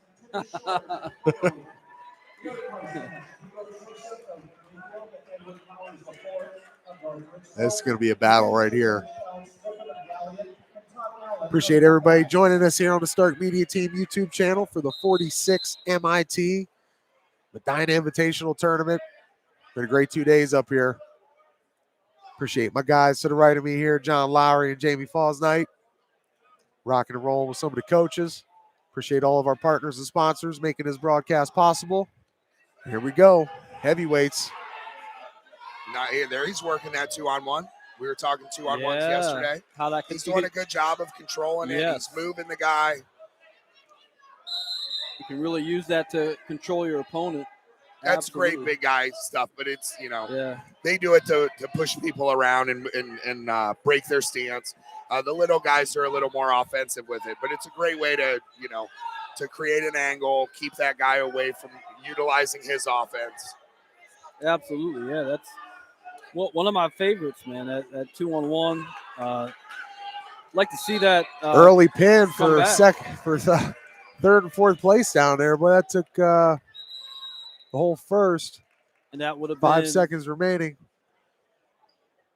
Our third place winner down there would have been Nico Trazik from Mayfield. He was a junior over Edward Powers from North Ridgeville. That'll help on those points. John, you got any update on the team standings? Absolutely, TJ. We got, Mayfield after that, back up in the top 4 spot at 121.5 points. And Highland Medina in that third place position at 144.5 points. Wasion, 165.5 points. And Buckeye Medina, 239, man. They just dominated in this tournament. Oh. Here I we thought go. he threw a headgear. New headgear. It's just a new one. That's the backup gear. That was dropped down from the wrestling gods.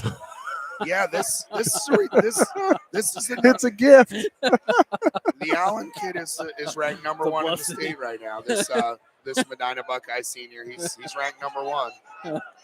And he's only a sophomore, right? Senior. Okay.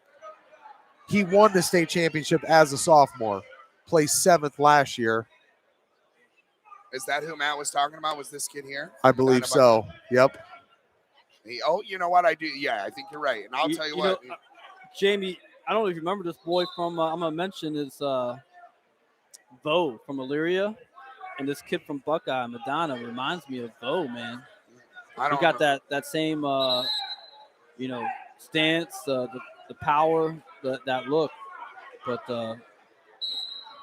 I'll tell you the Bo story in a few sentences here. He was a successful heavyweight here in Ohio. And we talk about guys transitioning, to other sports, multi-sport athlete.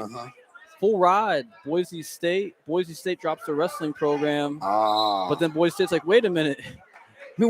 Our football coaches want you, man. So they full ride them on football. There you go. Oh, stay on the mat. Good job.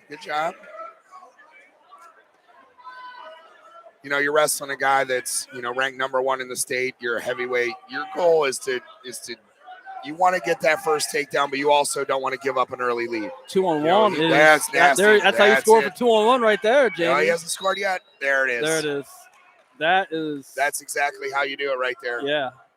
Textbook. It sure looked like he was thinking about a full Nelson there, but I don't think he did. He was kind of thinking about it. Thought about it, yeah. Is he gonna work that arm, try and roll him over? He's trying to hit. He's trying to do like a heavyweight power half. He's trying to do that Colton Arnold. The lightweights put both legs in and do a power half. A heavyweight doesn't have to have the legs in. He just has to have them broke down flat, and he can do it. Get him flat, yep. They just attack at that elbow, cross it over, step over, and put him away.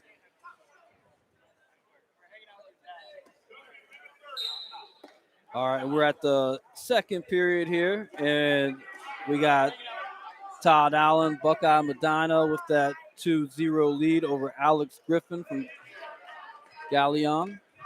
Make it 3. Got the 3. Yeah, you got that escape quick.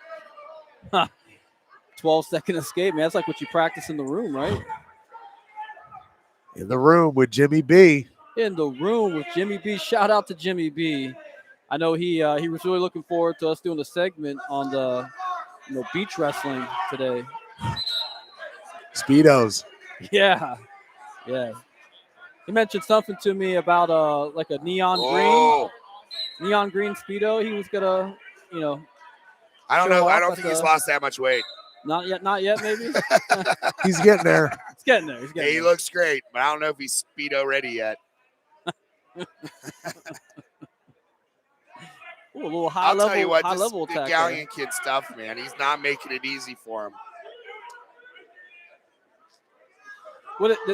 Doing a lot of using his There's head, a nice head little positioning, shot. That was nice. V blocking out there. I'll tell you what, this Allen kid goes upstairs pushing a little funky. The last dude would throw him. The one who threw 2 matches before. Yeah. He gets a little pushy. It's okay with that 2-on-1. Right. But when you're in over-unders, man, you don't want to just go belly bumping. He gets a little aggressive there. And just a lot of level matching here. They're both guys are doing a good job, especially for heavyweights, changing levels, matching each other. This isn't boring. They're not wrestling ear to ear and completely shutting each other down. They're fighting for head position. They're working inside ties. Right. Working for inside control. Their feet are moving. They're attacking at angles. There he goes right back to that 2-on-1. That's where his bread's buttered. He likes that 2-on-1. Loves it.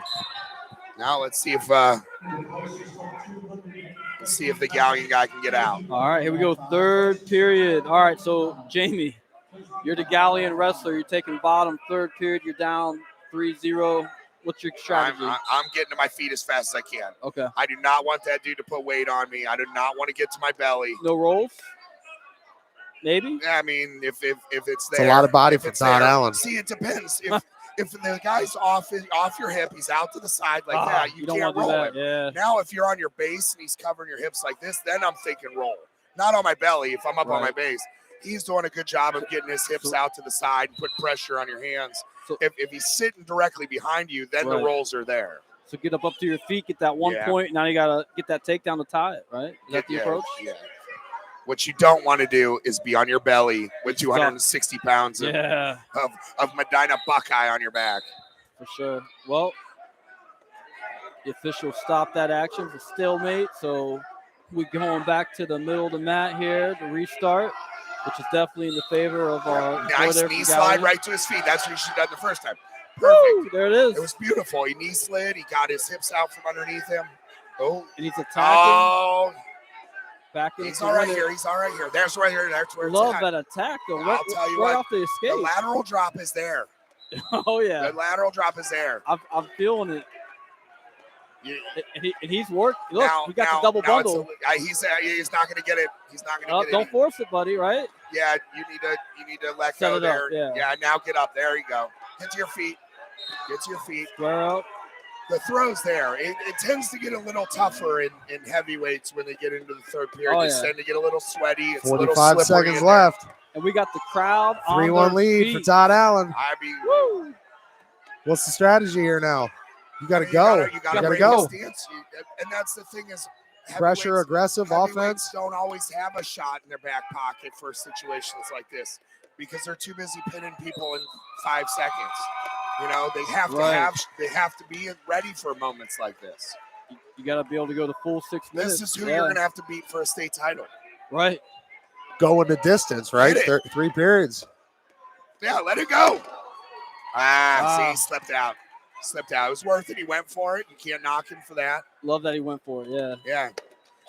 The problem is it was there a couple times before. Right. Risk versus reward, and he leaves himself open for a throw a couple times. It was, he had it set. He's a solid kid. That's a solid match, though. Yeah. Glad to see that from 2 heavyweights. Yeah, it was an exciting match. There you go. It's over, man. Great day, guys. Great day. Yep. Man, a lot of fun. We've enjoyed all of our guests that came on. Appreciate those refs. Give a little shout out there to Jamie. You know, these guys did a great job. Shout out to Lynn Hoteling. Shout out to everybody here at Medina Senior High School. Again, the 46 M.I.T. wrestling tournament here, sponsored by North Gateway Tire. Shout out to Daryl and his family, all that they've done. These kids are going after it, man. I tell you that they heard it was over and they just turned this thing into a pool party fight. So we're going to wrap things up here again for my guys, Jamie Fausnight, John Lowery. We appreciate you guys tuning in on our Stark Media Team YouTube channel. Again, brought to you by our friends at